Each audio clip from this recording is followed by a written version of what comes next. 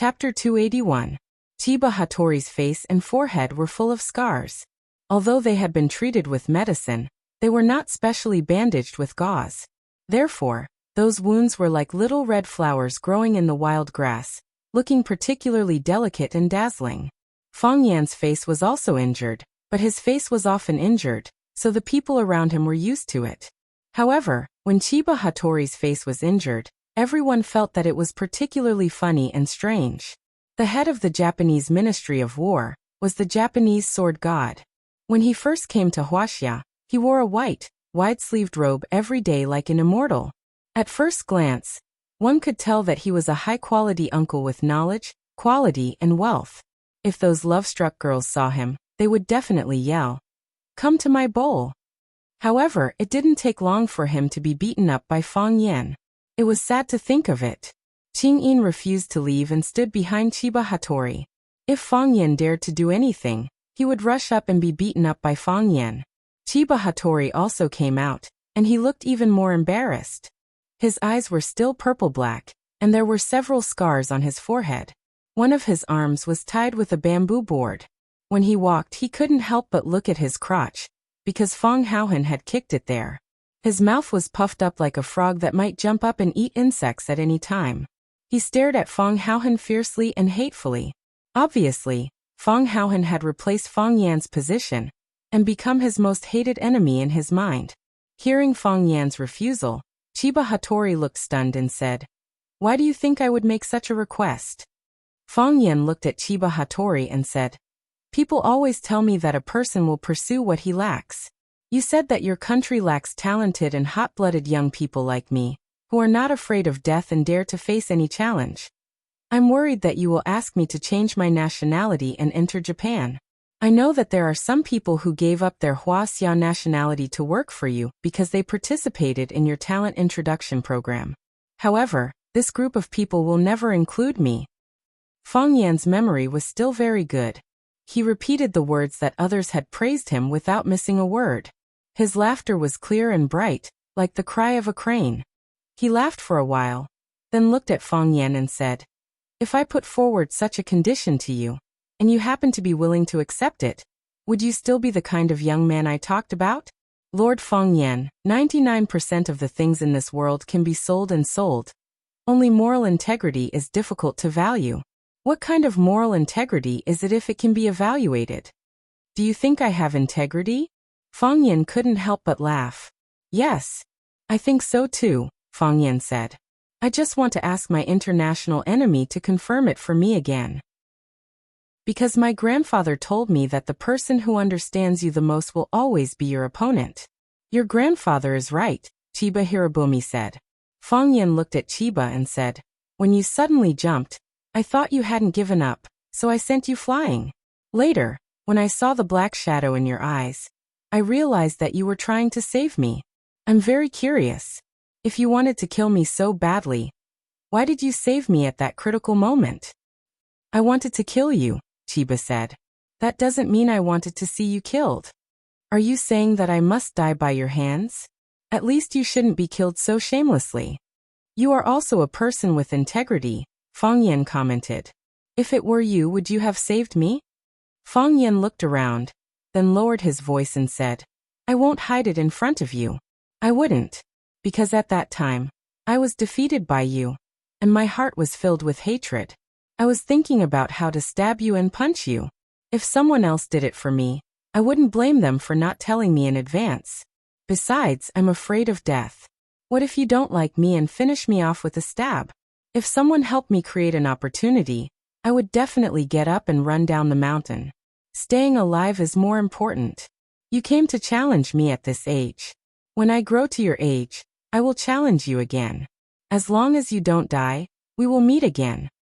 Fang Yan grinned and said, "Of course, if there were outsiders here, I wouldn't have answered like this.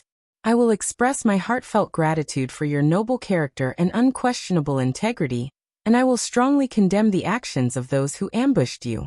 They ruined a fair and just duel of high quality, and their actions are an insult to us pure warriors. You did what you should have done. If it were me, I would have done the same. Isn't this answer more pleasing?"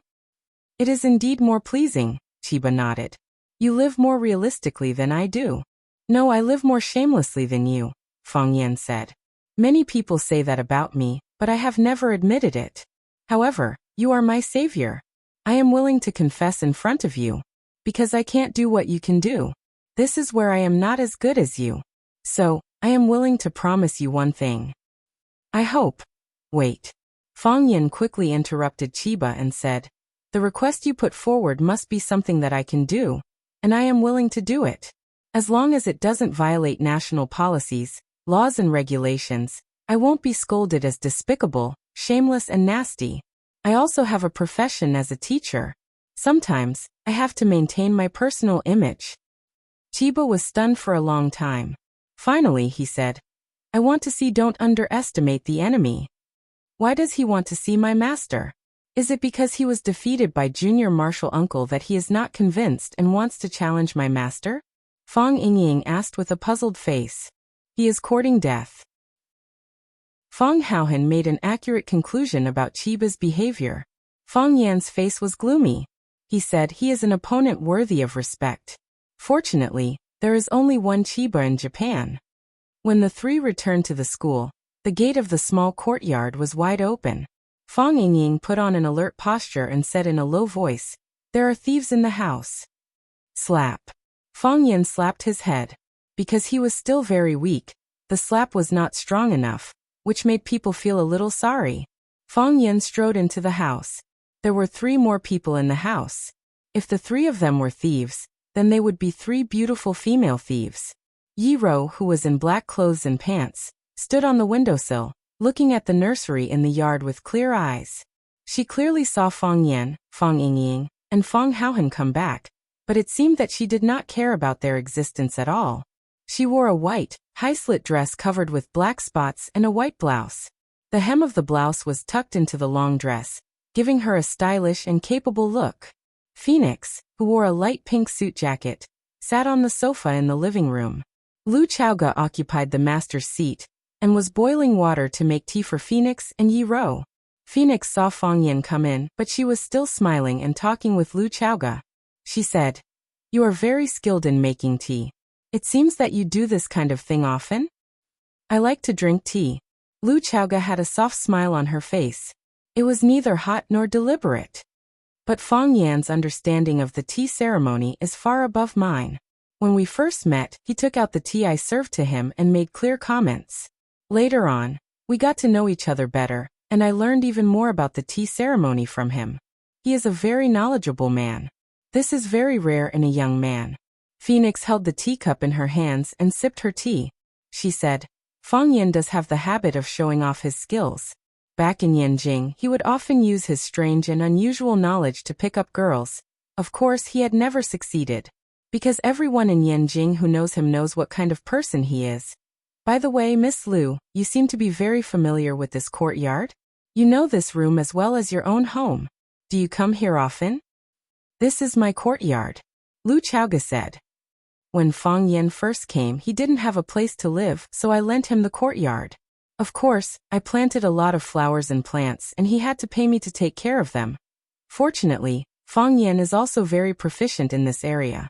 Under his care, the flowers and plants grew even healthier. Moreover, several pots of plants that were originally showing signs of withering were also brought back to life because of his miraculous hands. Look, those are the spider plants. They are now growing so beautifully. A few days ago they even bloomed, but now the flowers have withered. Phoenix smiled even more happily and said, 2 days ago, when I was helping Fang Yan wipe his body, I was curious. This kid was beaten up by a wild woman to the point that he didn't dare to go home. He just came to Flower City and now he has such a house to live in. I can't help but be envious. This kid's luck with women is quite good. Lu Chaoga turned her head to look at Fang Yan and said, Fang Yan is indeed a very good person. He has helped me a lot, even my life was saved by him. If I can help him with something, I will be very happy. Heavens, you had such an experience? Phoenix asked in surprise. My life was also saved by him. I don't know if he has told you about it, but we are childhood friends. It is not an exaggeration to say that we are childhood sweethearts. It was a snowy winter, and we went ice skating together. I accidentally fell into a hole in the ice, and it was Fang Yan who jumped in first to pull me out. Although people later said that he deliberately used Tai Chi wave to shatter the ice, I don't believe that he would do such a thing. That day it was raining heavily. Fang Yan and I were eating at Sky No. 1 in Flower City. When we came out, it was already very late, and the rain was very heavy. Suddenly, a car rushed over from behind. Fang Yan stood at the side and listened. The two women were not stingy with their words of praise for him. If he had not heard it with his own ears, he would not have known that he was actually so handsome and charming. However, Fang Yan did not feel happy at all. What were these two crazy women trying to do by showing off their affection in such a high-profile manner? Chapter 282. There must be a reason for something abnormal. Fang Yan understood Lu Chaoga, and he also understood Phoenix. Neither of them were women who liked to show off, and neither were they the kind of cute little women who would squeeze their chubby faces together with their boyfriends to pout and act cute. After taking photos, they would post them on their WeChat moments and wait for everyone to like them. One of them was cold and quiet, while the other was arrogant and seductive. Many things were seen through without saying anything, and they would use their own unique way to protect and repay the kindness of others. Did they take the wrong medicine today? That night, the rain was too heavy, and I couldn't see anything around me. It was dark and the road was slippery, and the car didn't have its lights on. If it wasn't for Fang Yan who suddenly rushed over and hugged me and pushed me away, I think I would have become a pile of bones by now. That was the first time I realized how close death was to me. This time, it wasn't just to show off their love. Even Phoenix could hear Lu Chaoga's indescribable gratitude and trust towards Fang Yan from her narration. Although it was dangerous to be a hero saving a damsel in distress, the reward was also relatively rich. Of course, that was under the condition that you weren't too ugly. After listening to Lu Chaoga's narration, Phoenix exclaimed and said, "So something like this happened between the two of you." Although Fang Yan and I can be considered childhood sweethearts and have gone through many trials and tribulations together, I always felt that it wasn't as passionate as the two of you. When he held you in his arms, you must have felt very happy, right?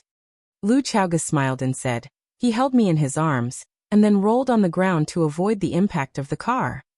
At that time, I definitely didn't feel anything strange. Now that I think about it, it must have felt very sweet." Phoenix seemed to have just noticed Fang Yan's existence and said, "Fang Yan, sit down and have some tea." "What? You don't want Miss Lu to tell the story between the two of you? I think it's pretty good. In the past, everyone thought you were a lazy and cunning *tch. Today, after listening to Miss Lu's words, our understanding of you has been completely subverted." Fang Yingying and Fang Haohan exchanged glances with each other. Both of them were unwilling to give up. Why would a woman speak up for Junior Marshal Uncle, so why wouldn't he be a jerk? Junior Marshal Uncle has been guiding the industry trends, okay? Now I feel that you are a loyal and righteous bitch, Phoenix praised. I've never thought that something like this would happen to you. You will be willing to do anything for a person, for a woman. As she said that, Phoenix looked at Fang Yan with a slightly resentful expression. She didn't know if she regretted that the brave Fang Yan didn't belong to her, or if she blamed Fang Yan for not changing for her. Fang Yan walked to Lu Chaoga's side and sat down, saying in a deep voice, "What exactly do you two want? Don't tell me it's for my own good." Phoenix glanced at Fang Yan and said, "I'm praising you. Can't you tell? Two strangers meeting for the first time. Naturally we need to find some common topics. The only thing we have in common is you. So, we naturally have to talk about you. What's so hard to understand? You heard it from the side. Did we ever say anything bad about you? Didn't you see it just now? When Miss Lu said that you pushed her away from the front of the car, her eyes were red with emotion. You didn't arrange the car that caused the accident, right?" Phoenix giggled and said, "Of course not. I believe that the ice wasn't broken by you. And I also believe that you didn't arrange the car. You're such a coward. Even if you wanted to be a hero to save the damsel in distress, you wouldn't do such a stupid thing. Why is there so much sweat on your forehead? Do you feel uncomfortable? It's not that I want to criticize you, but your chest injury is so serious. Before you recover, don't run around. Lu Chaoga didn't pour tea for Fang Yan. Instead, she cleaned the cup, poured a cup of water, and placed it in front of Fang Yan, saying, I heard that you're injured, so I came to see you. Your wound hasn't healed yet, don't drink tea, drink more water. Phoenix praised and said, Miss Lu really knows how to take care of people, much better than those women who only know how to fight and kill. Yi Ro frowned slightly, her fingers grasped hard, and a piece of blue brick above the window was pulled down by her. She didn't look back, but with a flick of her wrist, the brick flew towards Phoenix, who was sitting on the sofa in the living room. Whoosh! As the brick flew, sand and dust fell. Phoenix pointed her finger, and the cup of hot tea in her hand flew towards Yi Ro. The brick and the teacup brushed past each other in the air, and Phoenix raised her hand to catch the brick, while Yi Ro chopped with her palm, and the teacup flew towards Phoenix at an even faster and fiercer speed. Phoenix extended her hand to receive the teacup. However, just as her fingers made contact with the teacup, a cracking sound rang out. The teacup exploded into pieces, and the tea inside splashed all over Phoenix's slit dress. Obviously, Yi Ro had added a calming force to the tea, and when another force tried to touch and control the teacup, that force immediately counterattacked. As a result, the two forces collided, and the teacup shattered. This was not something that could be done by someone with great magic. Fang Yan could do it, but Fang Yingying and Fang Haohan definitely couldn't do it. Phoenix was furious. She slammed her palm on the tea table in front of her, jumped up high, and kicked Yi Ro's back with her golden high heels. Yi Ro tilted her body, and Phoenix went out through the window. As Phoenix passed by Yi Ro, she grabbed the scarf around Yi Ro's neck. Yi Ro tiptoed, and followed Phoenix out of the yard. Bang bang bang. This was the sound of their fists and feet colliding. Crack crack. This was the sound of a branch breaking. Clink, clank, clank. This was the sound of a flower pot in the nursery falling to the ground and shattering. Fang Yan sighed softly, and continued to drink the warm water inside the teacup. He had sweated a lot just now, and he was indeed a little thirsty. Lu Chaoga was shocked, and said, They're fighting, aren't you going to go and see? I don't dare to go, Fang Yan said. Why? To calm them down. Otherwise they'll team up and beat up the third person who breaks in, Fang Yan said. But Lu Chaoga couldn't imagine it. How could these people fight just because they wanted to?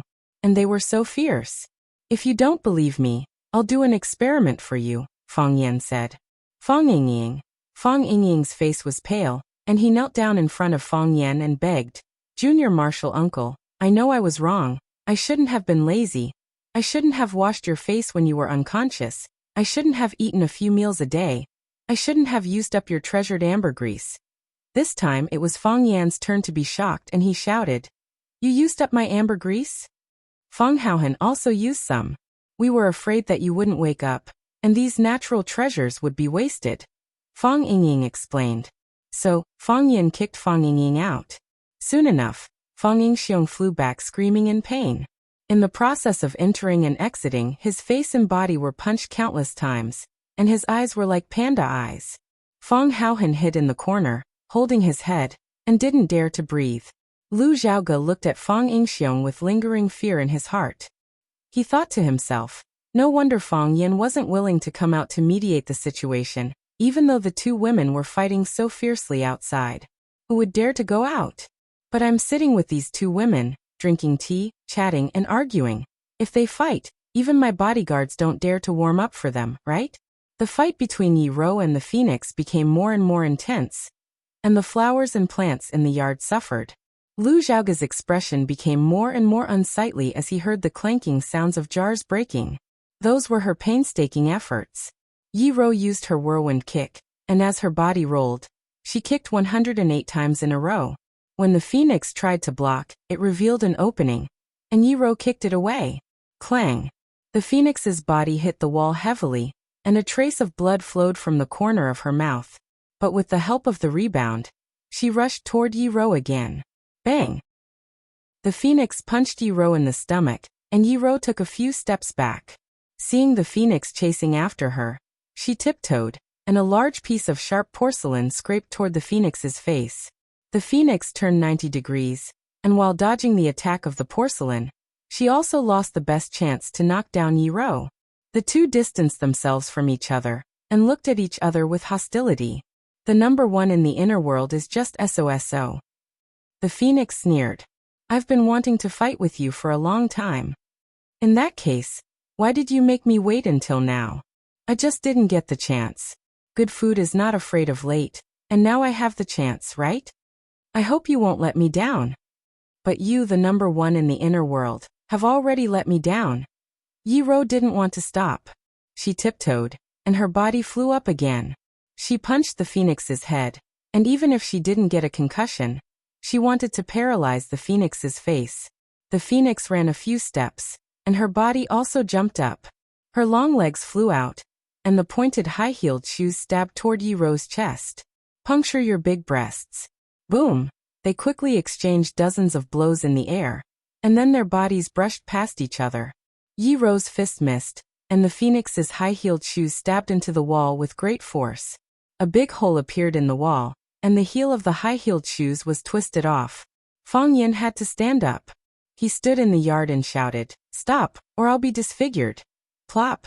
Fang Yan's body was knocked away.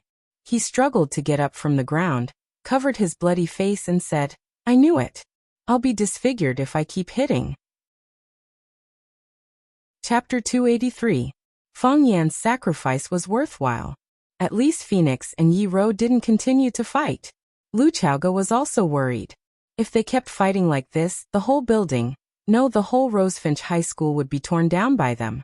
How could he pluck a brick out of the wall just by grabbing it with his hand? Phoenix and Yi-Ro distanced themselves from each other. They looked at each other with hostility, like two aggressive roosters. Puff. Phoenix suddenly laughed. She looked at Yi-Ro and said, "What? You don't want to give up?" "You are the one who doesn't want to give up," Yi-Ro said with disdain. "Of course I don't want to give up," Phoenix said. "If I can't get it, I won't let you get it. Who told me to hate you so much? I think Lu Chaoga is very good, much better than you." "I don't want what others snatch," Yi-Ro said coldly. "I hope you keep your word," Phoenix said with a sly smile like a fox. Phoenix left, so did Yi-Ro. Phoenix was very happy when she left. She patted Fang Yan's face and told him to take care of himself.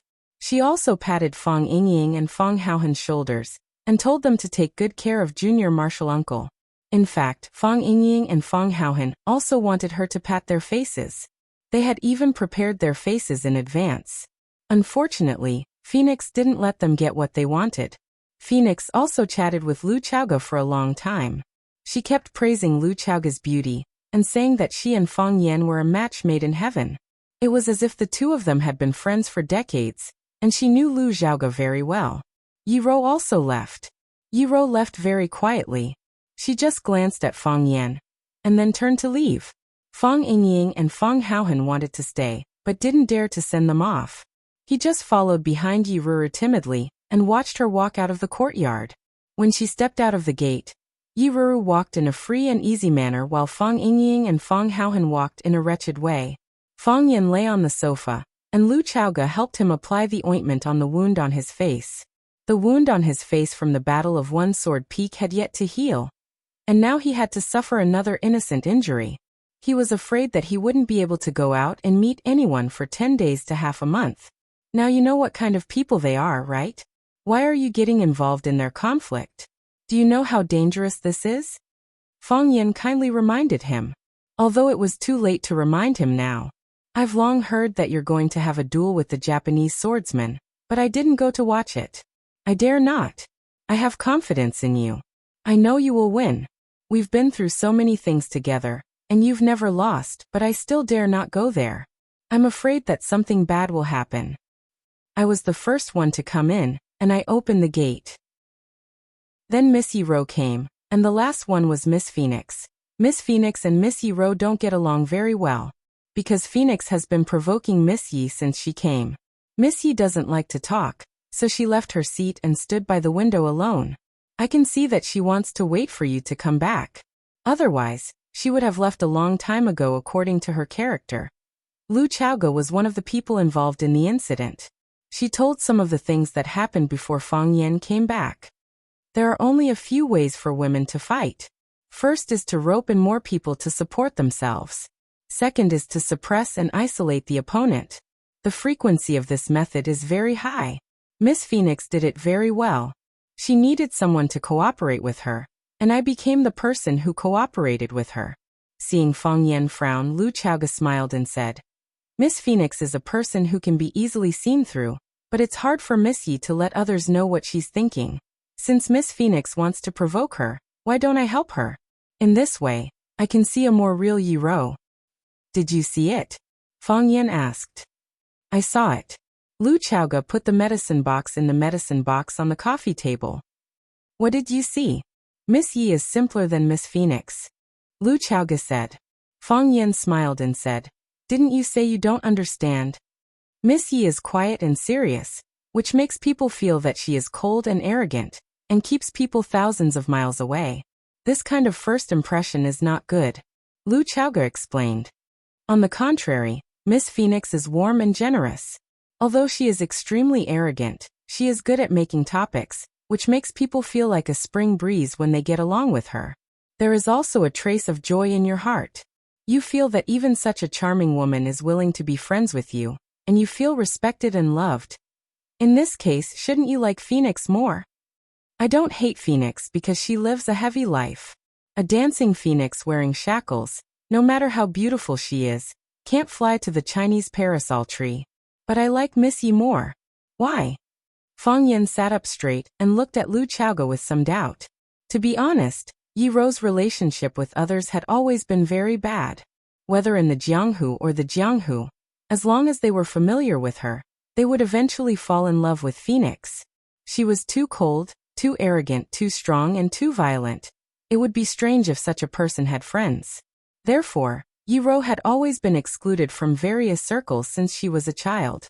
Fang Yan, Bai Xiao, and other friends of Phoenix Bailey Lu often went up the mountain to catch birds, went into the water to catch fish, went skiing on the ice, and fought sharks in the sea. But Yi Ro was never there. Everyone had heard of Yi Ro. Everyone knew about Yi Ro. But no one had ever asked them to play with Yi Ro. Of course, the person who hated Yi Ro the most at that time was Fang Yan, because he was the most direct victim. Young people cared about their reputation, especially those who thought they were good at fighting. If anyone dared to scold them or spit on them, they would fight with their lives. Yi Ro often beat him up like a dog, and he would go to Phoenix for help with all his wounds. There was even a long time when Fang Yan stubbornly blamed the failure of his first love on Yi Ro, because no woman would like an idiot who was always beaten black and blue and couldn't get out of bed. Today, he heard someone say good things about Yi Ro, which really surprised Fang Yan. Because how bad can a woman who doesn't even know how to express her love be? Lu Chaoga said. I can't see Phoenix clearly, but I can see Miss Yi clearly. She likes you. Fang Yan was stunned. Lu Chaoga sighed softly and said, Don't pretend you don't know. Lu Chaoga took the medicine box to the kitchen, and then went to the yard to clean up the broken branches and tiles. A tile pricked her finger, and bright red blood flowed out. She took out a band-aid from her wallet in her pocket, and put it on her finger. She could take good care of herself. This was a habit she had developed when she was very young, and she didn't want to show her wound to others easily. She liked Yi Ro more, and she felt that Yi Ro was the same kind of person as her. Because of the serious injury, Fang Yan asked for a few days of sick leave from school. Zhang Xiaofeng, the principal of the school, came. After seeing Fang Yan's injury, he sighed and said that since he had a cold, he should take a good rest and not worry about the 9th class. He would find an experienced teacher to take care of him for a few days. Li Mingqiang, the director of education, and Zhu Jian, the deputy director, also came. Li Mingqiang cursed Fang Yan as soon as he saw him. Then he asked if he had applied medicine, and there was still half a bottle of golden chrysalis muscle-nourishing powder at home. Fang Yan hurriedly said no. Zhu Jian was an honest person. He asked in a low voice what happened to Fang Yan's injury, if he had quarreled with his girlfriend, and when he would take his sister-in-law to dinner. Because of Fang Yan's special status in the school, almost all the middle and senior leaders of the school came during his days off. Huang Haoran, Tangqing, and Suing also came. They came to visit Mr. Fang on behalf of the students of the 9th class. What's more, he came with several fruits in his hands. Huang Haoran deserved to be the son of a journalist. As soon as he saw Fang Yan, he exclaimed and said, Mr. Fong directly said that you had a cold and had to ask for a few days off. Why was your face beaten like this? Who beat you? Did you call the police? Tang Cheng smiled and said, I know the reason, but I won't say it.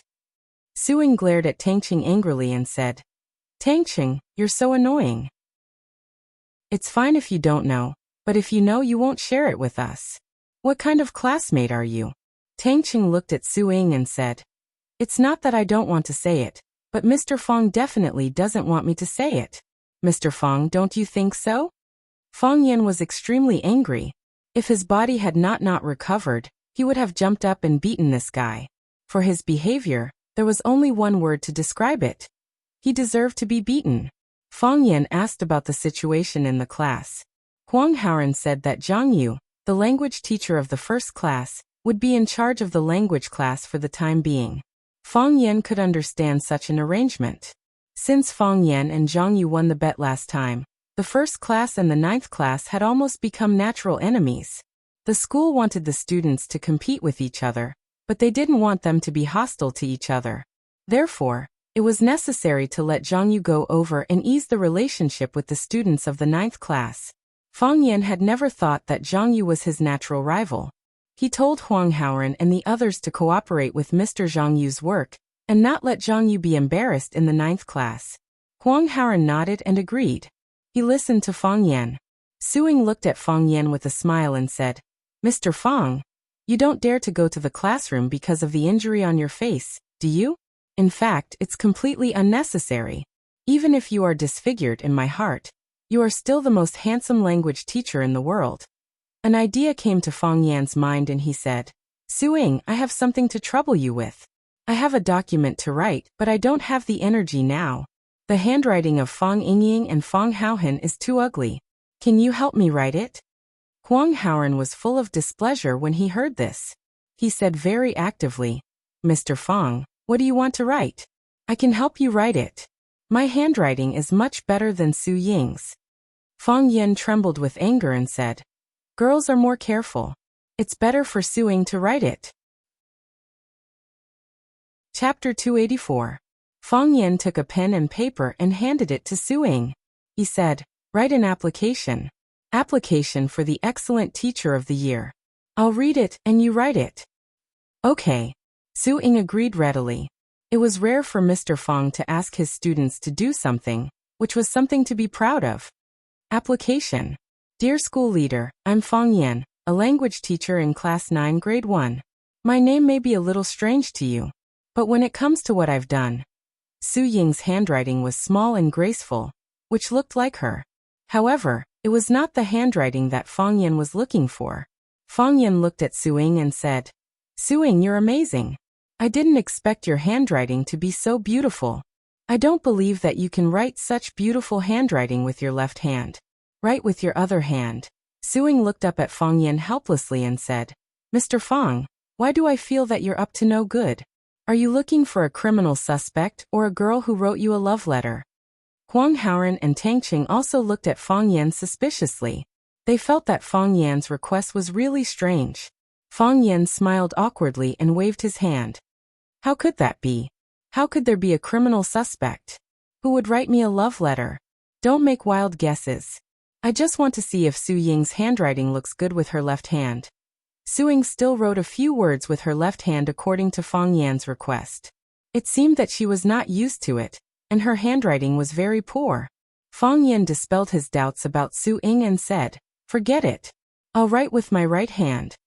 During his sick leave, Fong Yan was not idle. He had been thinking about the changes of the heart of Tai Chi on Sword Peak.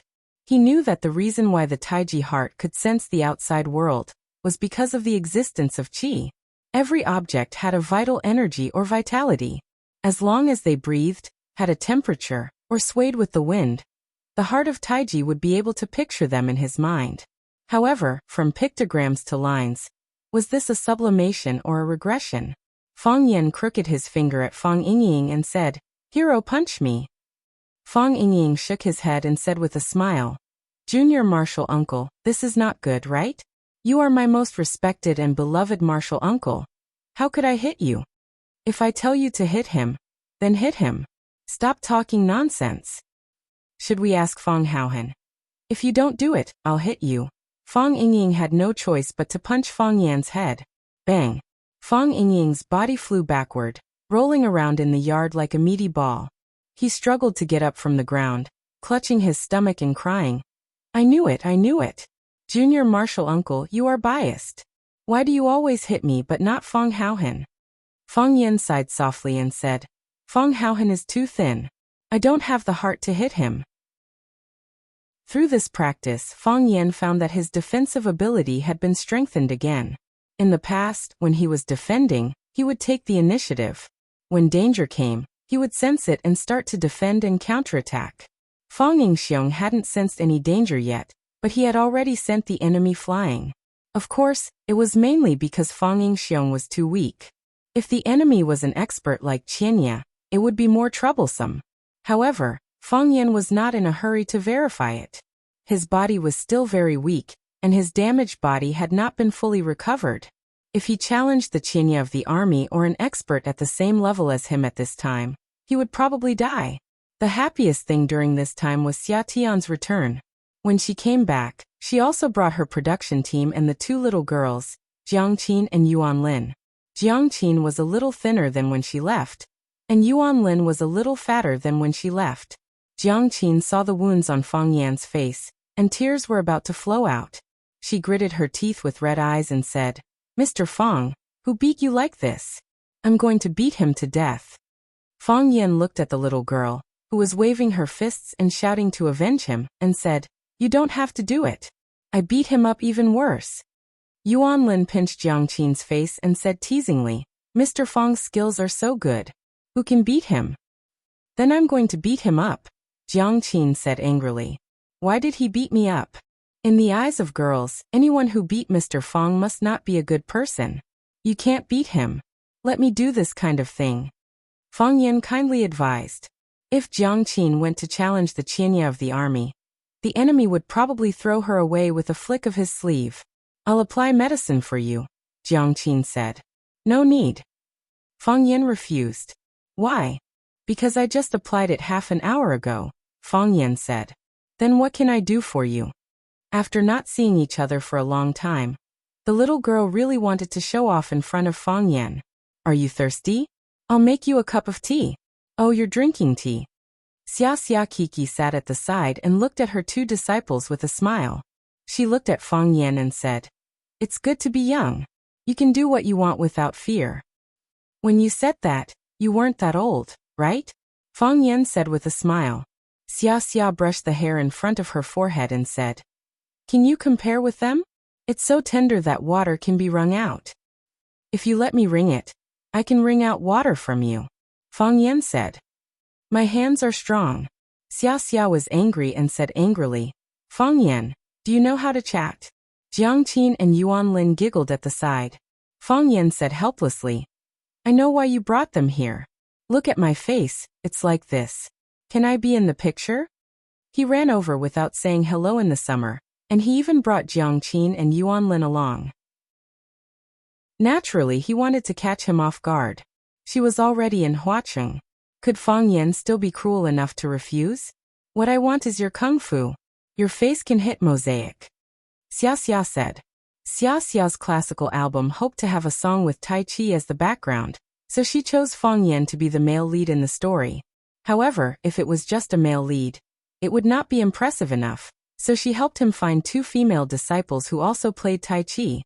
The red sun rose and the morning mist had not dispersed. On the edge of the lonely cliff, Fong Yan, dressed in white, was playing Tai Chi absent-mindedly. The wind was blowing Fong Yan's clothes up. Behind him were two young girls in white, Jiang Qin and Yuan Lin. They breathed and waved with Fong Yan's breath. Fong Yan was quiet, they were quiet. Fong Yan moved, they also moved. Such a music video must be beautiful and intoxicating. Anyway, Fong Yan already felt that he was about to die. He looked at Xia and said seriously, You must show your face. When Sister Li was washing clothes by the patio in the yard, she suddenly heard someone shouting, Mom! Sister Li thought that she was hallucinating. Since Jiang Qin left, she could often hear her daughter standing at the door of the small courtyard shouting, Mom, I'm back. She shook her head and sighed, saying, if I had known, I wouldn't have sent the child so far away. What's the point of being a star? Isn't it 100 times better to be by her side? I have to call my dear again later. I don't know if it will delay her practice. Mom, I'm back. A soft body suddenly hugged her from behind and said happily. Auntie Lee was shocked. Then, she realized that her precious daughter was really back. She quickly turned around and held Jiang Qin in her arms, wiping her tears and said, dear, you're really back. I thought I heard wrong. Mom, I'm really back. Jiang Qin was also crying. She was still young, and this was the first time she had gone far from home. Although she had her teacher's care and Xiaxia's care, she still had to deal with a lot of things alone. Moreover, she really missed her father and mother. It's good that you're back. You won't leave this time, right? Sister Lee held her daughter and looked at her with a smile. Your face is thinner, your chin is sharper, and your bones are stronger. Are you not used to the food in Yanjing? Of course it's not as good as Mom's food. Jiang Qin said flatteringly. You haven't answered Mom's question. You won't leave this time? Sister Lee asked stubbornly. Why do you want to be a star? What's so good about being a star? Mom doesn't beg you to be a star. You just stay by Mom's side and live happily every day. Mom will be satisfied. If you like to study, then study. If you don't like to study, then just mess around. If you can't find a job after graduation, your dad will kill pigs and your mom will set up a stall to make money to support you. Mom and Dad won't feel tired. Mom, Jiang Qin said embarrassedly. I came back this time to participate in the shooting. Mr. Fong and Sister Xiaxia are also here. As soon as Sister Lee turned around, she saw Fong Yan and Xiaxia standing at the gate of the courtyard, looking at the mother and daughter with a smile. Sister Lee quickly let go of Jiang Qin and washed her hands in the wash basin again. She wiped her hands on her clothes and quickly ran toward Xiaxia. Fong Yan was shocked. In his prediction, a fierce hand-to-hand fight was about to begin. With Sister Lee's position, Xiaxia was no match at all. Auntie Lee could sit there for 2 summers. Fong Yan couldn't help but take a step forward, blocking half of Xiaxia's body. Sister Lee rushed to Xiaxia's side, grabbed her little hand and shook it hard. She said, Miss Xiaxia, thank you. You are the benefactor of our Jiang family. If you didn't give me this opportunity, how could I? How could I go to Yanjing to learn from such a famous teacher? Every time I call my dear, she talks about you. She says that you have helped her a lot. As a parent, I don't know what to say. Miss Xiaxia won't leave tonight, right? You must eat at home. Sister Lee turned to Jiang Qin and shouted, Dear, call your dad and tell him to leave a pig's hind leg. Fong Yan, who was standing in front of Xiaji, had completely turned into transparent air. He secretly retracted the hand he had just extended and put it back into his pocket. Sometimes it was lucky that no one paid attention to you. Chapter 285. Jiang Dahai was an honest person. At night, he packed up the stall and went home with a pig's hind leg. Sister Lee displayed her cooking skills to the fullest and made a table full of dishes. Xiachen repeatedly stopped her, saying that she couldn't eat that much. Auntie Lee laughed and said that it didn't matter, since Teacher Fong Yan was also here, and Teacher Fong Yan had a good appetite. Fong Yan could only nod and tell Xiachen that he really could eat, so don't refuse Sister Lee's kindness. When eating, Jiang Dahai took a bottle of West Phoenix old wine from the wine cabinet. Fong Yan looked at the age. This wine had been collected by him for nearly 30 years. Jiang Dahai opened the bottle cap, and the fragrance of wine filled the air. He smiled honestly and said, Everyone drink a little. So he poured a cup for Xiachen, a cup for Fong Yan, a cup for Sister Lee, and a cup for himself. Jiang Qin handed over the cup in front of him and said pitifully, Dad, this wine is so fragrant. Pour me some too. Jiang Dahai capped the bottle and said, Children are not allowed to drink. Dad, I'm not a child anymore. Jiang Qin said coquettishly. Jiang Dahai looked at his daughter and laughed. His love for her was indescribable. Jiang Dahai stood up and took the initiative to raise his cup. He said sincerely with a serious expression, Thank you, Miss Xia. Thank you, Teacher Fong Yan. I have no ability as a father. I can only kill pigs. My daughter Jiang Qin, Please take care of her." After that, he raised his head and drank up the wine in the cup. Fang Yan had known Jiang Dahai for half a year. Jiang Dahai gave people the impression that he was kind, honest, and a good man. He rarely spoke and always looked at his wife and children with a smile. He had never seen him blush with anyone. It was the first time for Fang Yan to see Jiang Dahai so formal, and the first time for him to stand up and drink so boldly. For his daughter, he did what a father could do, just like millions of other parents. Xiachen also stood up, raised her neck and drank up the wine in the cup. The smell of wine was strong, and her face immediately appeared a bright red. She looked at Jiang Dahai and said solemnly, "Mr. Jiang, your daughter Jiang Qin is a very talented child. It is precisely because of her talent that I hope that she can learn music and learn classical instruments. The path that she has taken is one that no one has taken before. Even I have the will, but I do not have the ability. So I hope she can succeed. I have high hopes for her.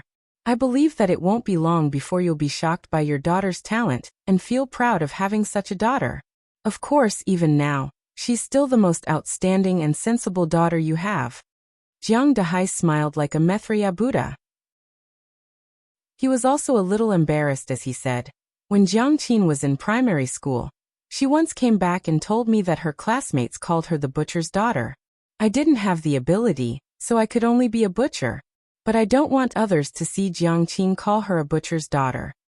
"That won't happen," Xiachen comforted. "People will call her teacher Jiang in the future." "Thank you." Sister Li's eyes were red. "Thank you, Miss Ya. I'll drink to you too." Jiang Dahai raised his glass to Fang Yan and said, "Fang Yan, why haven't you come to eat at home for so long?" Fang Yan smiled and said, "I'm too busy with work. If Uncle Jiang wants to find someone to drink with, you can call me anytime." The two clinked their glasses and drank the wine at the same time. Fang Yan knew that Jiang Dahai would not know about his conversation with Sister Li. After eating and drinking to his heart's content, he refused Sister Li's fruit feast and left Jiang Qin at home to accompany his parents. Fang Yan sent Xiachen back to her hotel. Winter had arrived, and the chill was getting deeper.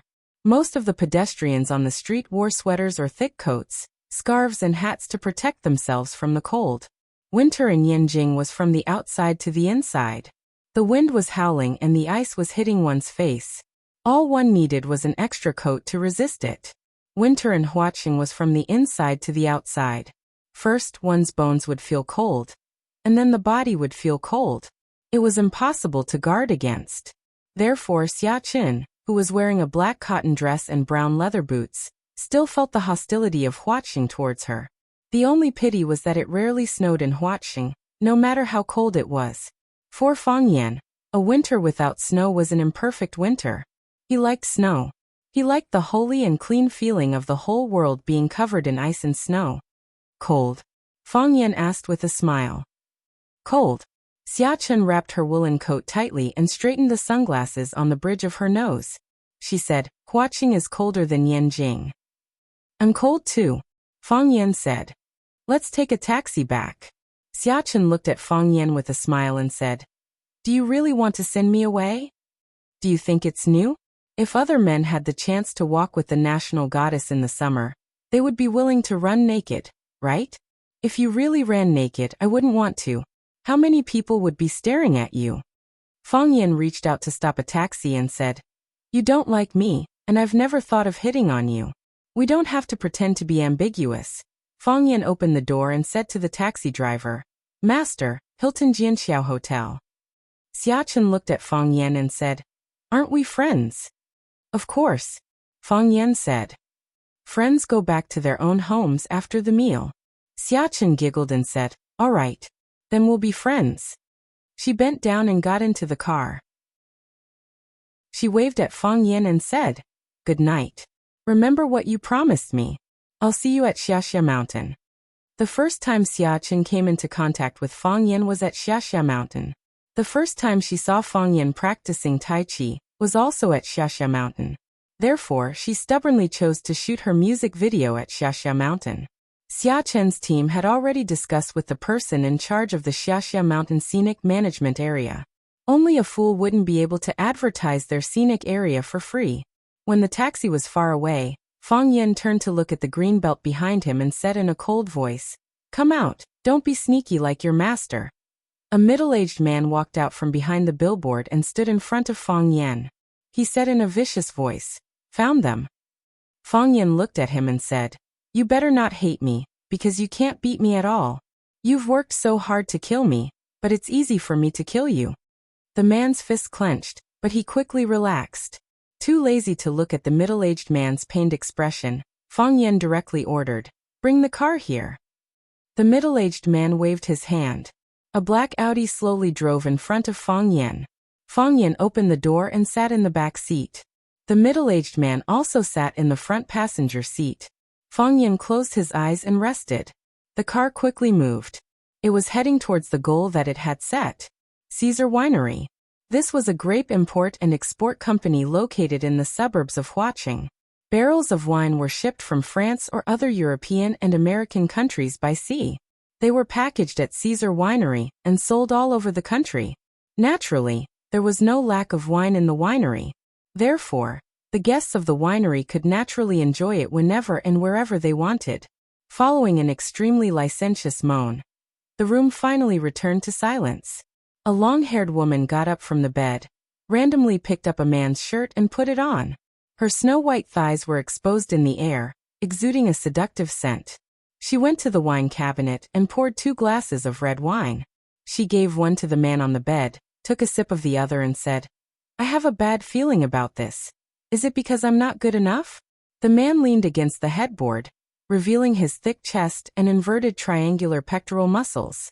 In some ways, he was very confident. "No, you're doing very well," the woman said. "That's the best compliment for a man," the man smiled and said. "You're also very good, the most charming woman I've ever seen. I'm starting to like you a bit." "Like? Do we deserve it?" The woman sneered. "That's true. He might live today, but he might die tomorrow. He might be alive now, but he might be dead in the next second. So, what do you mean like or not like? It's too extravagant." The man shrugged and said self-deprecatingly. He drank the red wine in the glass and said, "What did you just say?"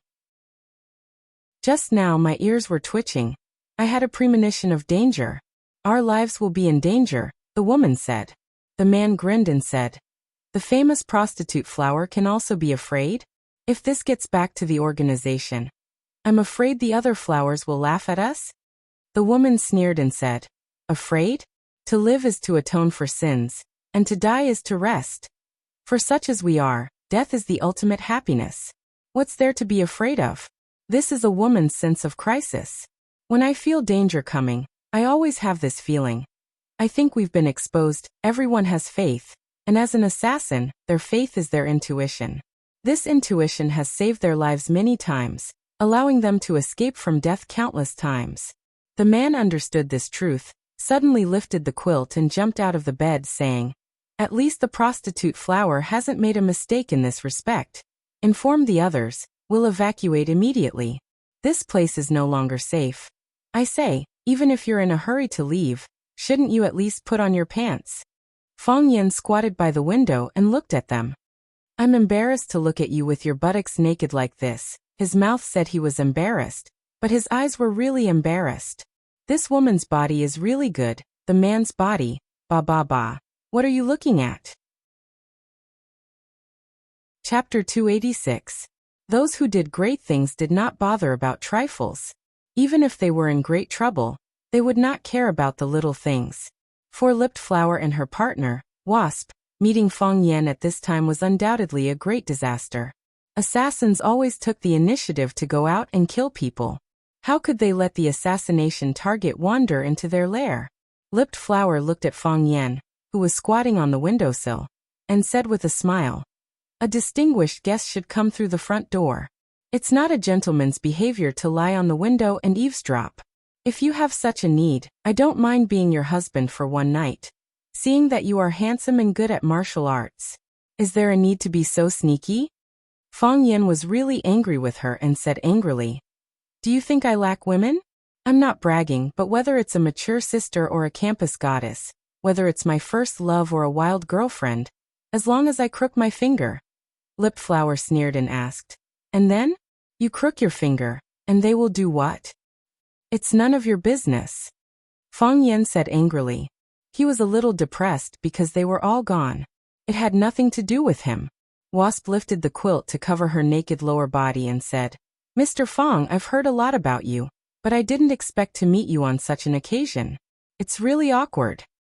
What's there to be embarrassed about? What's wrong with meeting and chatting openly? Fang Yan did not feel anything wrong at all. He stared at the hand holding the quilt and said, You'd better not move. If you move your hand, I'll break it. Wasp stopped her little movements behind the quilt and said with a smile, I don't think you are interested in men's naked bodies. Why don't you let me get dressed, and we can sit down to drink tea and chat? Oh, if you like to drink, this place has the purest white wine in France. How about it? Do you want a glass? Fang Yan jumped down from the windowsill. The strong smell of hormones in the room made him frown. He didn't like this smell, especially when it was made by someone else. Looking at Lipped Flower and Wasp, who were staring at him warily, he said, Don't drink. I'm afraid you've poisoned the wine. I don't know who you are, but I know you're from an organization called the Arsenal. I've killed a lot of people from that organization, so unfortunately, you won't be the first pair. To be honest, I've always felt very wronged. I didn't provoke anyone, so why are you guys always staring at me? I went to the cafeteria for a meal, and was attacked by your bombs. The first time I went back to my own company, I met your spy. When I was sparring with the Japanese god of swordsmanship at the E-Sword Peak to win glory for the country, you sent people flying over to bombard me with cannons. Do you have a conscience? Do you have any sense of propriety?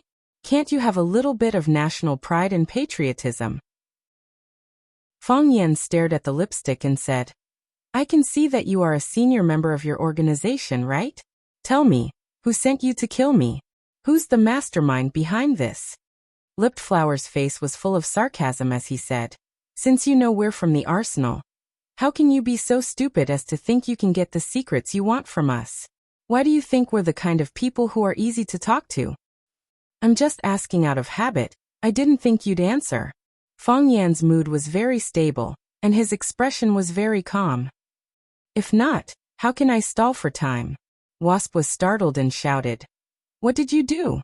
His eyes swept around, but he didn't find any enemy. The more he did this, the more nervous he became. The enemy that he couldn't see was the most terrifying. Fang Yan squinted his eyes and smiled. I came a little early, and I'm really not interested in your bed affairs. I originally wanted to wait until you were done before coming in, but you guys didn't stop. I thought I had nothing to do, so I blew a kind of powder that my little Marshall nephew got from somewhere into the room. Seeing Wasp and Lipped Flower immediately held their breath, Fang Yan waved his hand and said, Don't be nervous, because it's useless to be nervous. What you should have inhaled has already been inhaled. This kind of powder is silent and odorless, and it's also suppressed by the smell of your hormones. It would be strange if you could detect it. Try to raise your strength and see if your body has any reaction. Lipped Flower and Wasp immediately secretly gathered their strength, and found that their fists were soft. If they fought with Fang Yan in this state, they would be killed with a slap. Do you feel that you can't raise your strength? That's right, my little Marshall nephew told me that this powder is called bone-melting powder. If the amount is enough, it can even melt bones. I was afraid that you would find something strange, so I didn't dare to use that much.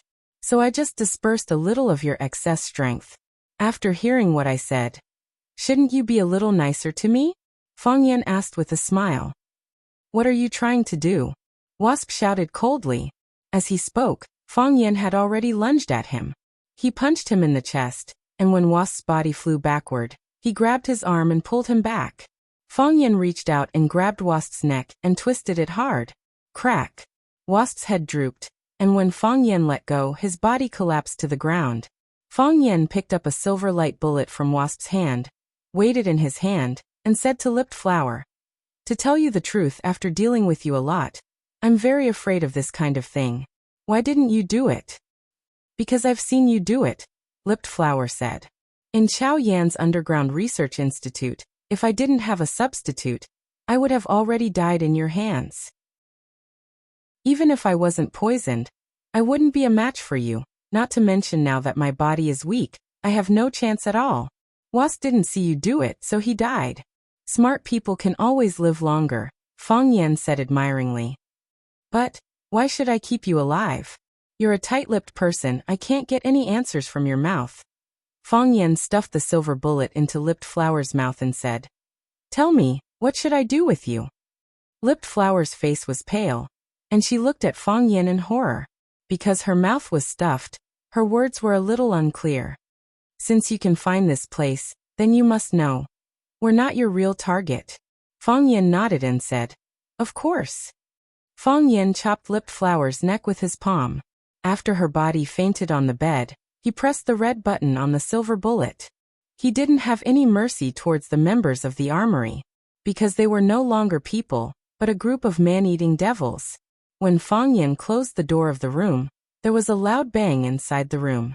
Fang Yan could imagine the huge power of the silver bullet when it exploded. He had been close to it several times. Never again. At 1 o'clock in the morning, if it wasn't a shipping day, few vehicles would come to the winery at this time. However, tonight was an exception. The door of the winery was opened, and then a black Mercedes-Benz slowly drove in. The car stopped at the door of the small building, and the man in black in the passenger seat quickly got out of the car and ran over to open the rear door. A young man got out of the car. Lu Qingming looked up at the dark winery and said, Open the door. The middle-aged bodyguard nodded and took out a magnetic card from his pocket. He swiped it in front of the electronic door lock, and the door of the small building opened automatically. Lu Qingming took the lead and walked in, and the bodyguard in black followed him into the house. Clang. The door of the small building closed automatically. Turn on the light, Lu Qingming said. Pa. The light was turned on. The house was suddenly brightly lit, and it was as bright as day. Unfortunately, it wasn't opened by the bodyguard in black. He stood beside Lu Qingming and didn't even have time to do anything. There were two people sitting on the sofa in the living room. Lu Qingming never thought he would see these two people. Lu Qingming quickly turned around, and there was already a group of men in black standing behind him, blocking their way. Fang Yan looked at Lu Qingming, who was standing there with a gloomy expression, and said with a smile, I know you are very surprised as to why I am sitting here. In fact, I am also very surprised. After all, you are a person who knows how to disguise yourself. It's really not easy to catch your tail. Fang Yan patted the shoulder of the man sitting beside him and said with a smile, Thanks to your big brother. If he didn't arrange people around you to know your whereabouts and provide me with the place where you met the people from the arsenal, I'm afraid our meeting would have to be delayed for a long time. Lu Qingming stared viciously at the man sitting beside Fang Yan. He panted heavily and roared angrily like a wounded beast. Why? Why did you do this? The man reached out and took off the wolf mask on his face. His ugly face became more and more shocking under the light. He calmly looked at Lu Qingming, whose face was full of disbelief, and said, You are really too naive.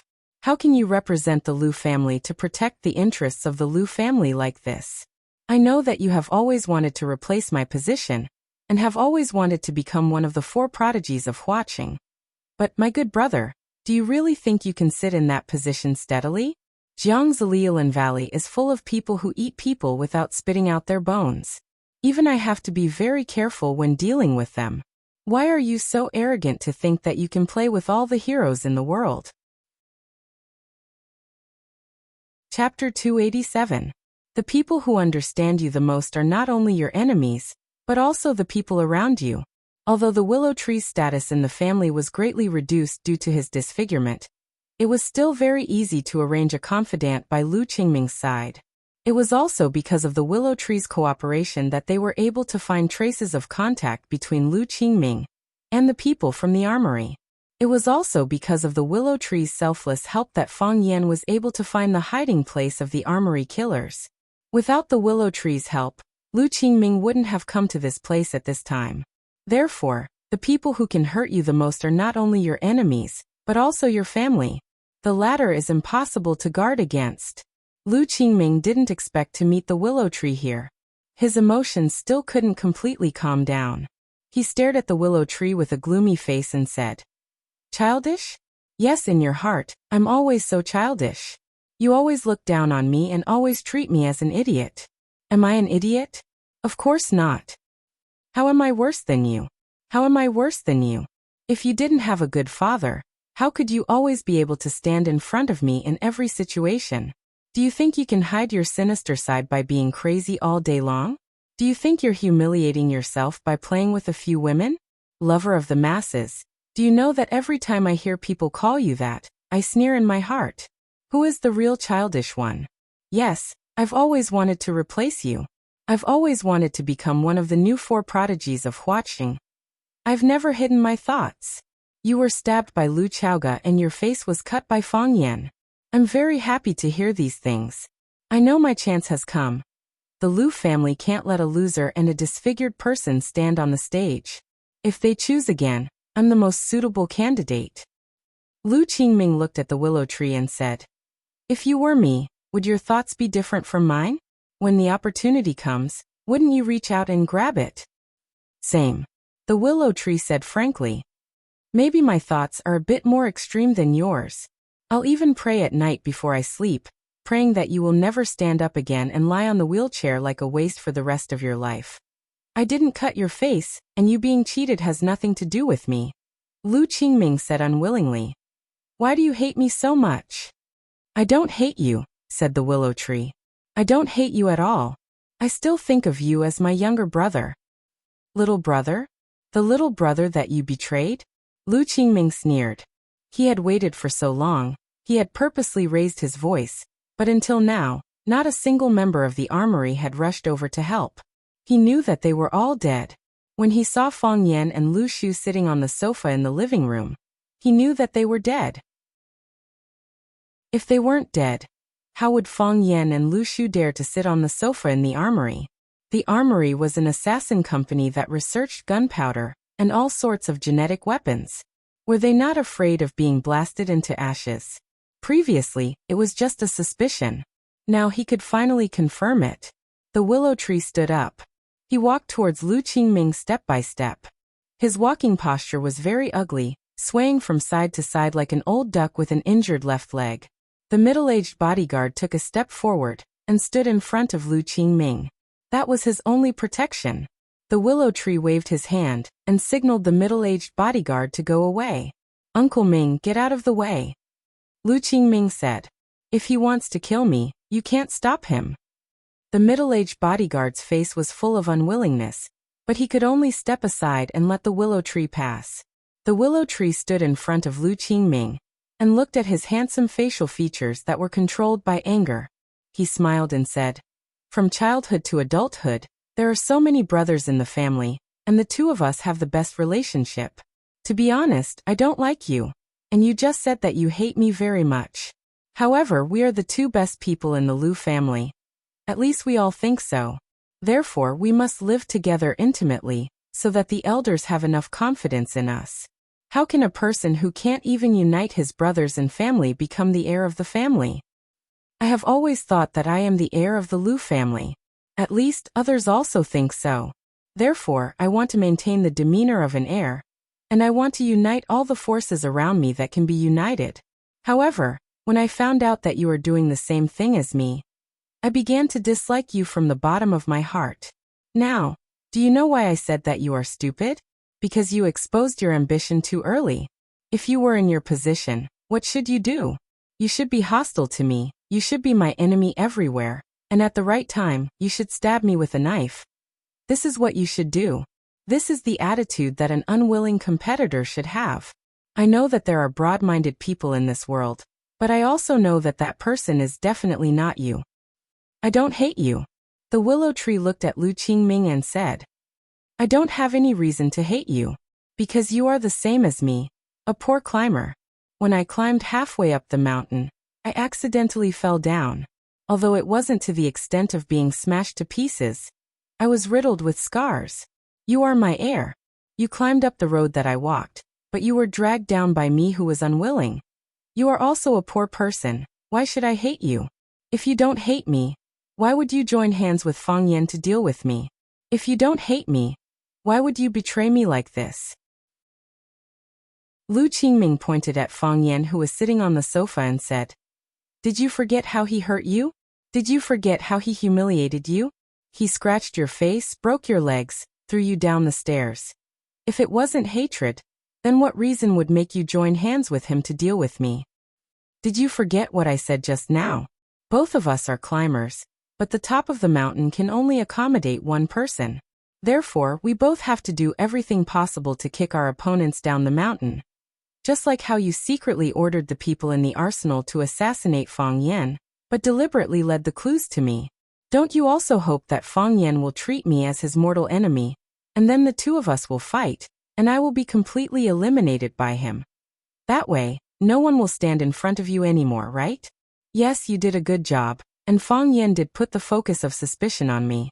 However, have you ever thought that there is a fatal flaw in your plan? That flaw is me. You want to tell everyone that this matter was done by me. And Fang Yan also suspects that I did it, but I know that I didn't do it. I have nothing to do with the arsenal. In this way, you will easily be exposed. Moreover, you thought that even if I guess the truth, there is nothing I can do, because Fang Yan and I are mortal enemies. No matter what, I will not run to Fang Yan and tell him that this matter wasn't done by me.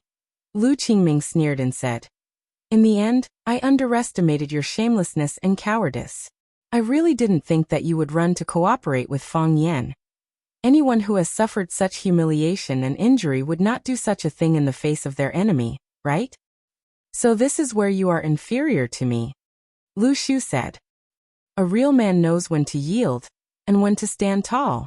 Yesterday's enemy becomes today's friend. This is something that happens every day in the business world. Why do you find it hard to understand? What I find hard to understand is that you would cooperate with a person like Fang Yan. Lu Qingming said. Fang Yan is as cunning as a wolf dog. Aren't you afraid that he will dig a hole to bury you? You worked hard, but it was all for naught. Doesn't it sound very sad? Why can't I cooperate with a person like Fang Yan? Lu Shu asked with a smile. If I cooperate with Fang Yan, I can get what I want. We are mortal enemies, but we can advance and retreat together. If I cooperate with him, he will help me regain the position of the Lu family's successor. If I cooperate with you, will you give this position to me? Obviously, this is impossible, because only the two of us are the most direct competitors. So, it will be very difficult for me to leave the winery today. Lu Qingming asked aloud, but his eyes were looking at Fang Yan, who was sitting on the sofa and listening to the conversation between the two brothers with a smile. Chapter 288. There are many dark and damp corners in this world. If your heart is in full bloom, the darkness will always exist in places you can't see. Lu Qingming died. He died in the hands of his brother. That sharp knife stopped in a very good position, piercing his heart.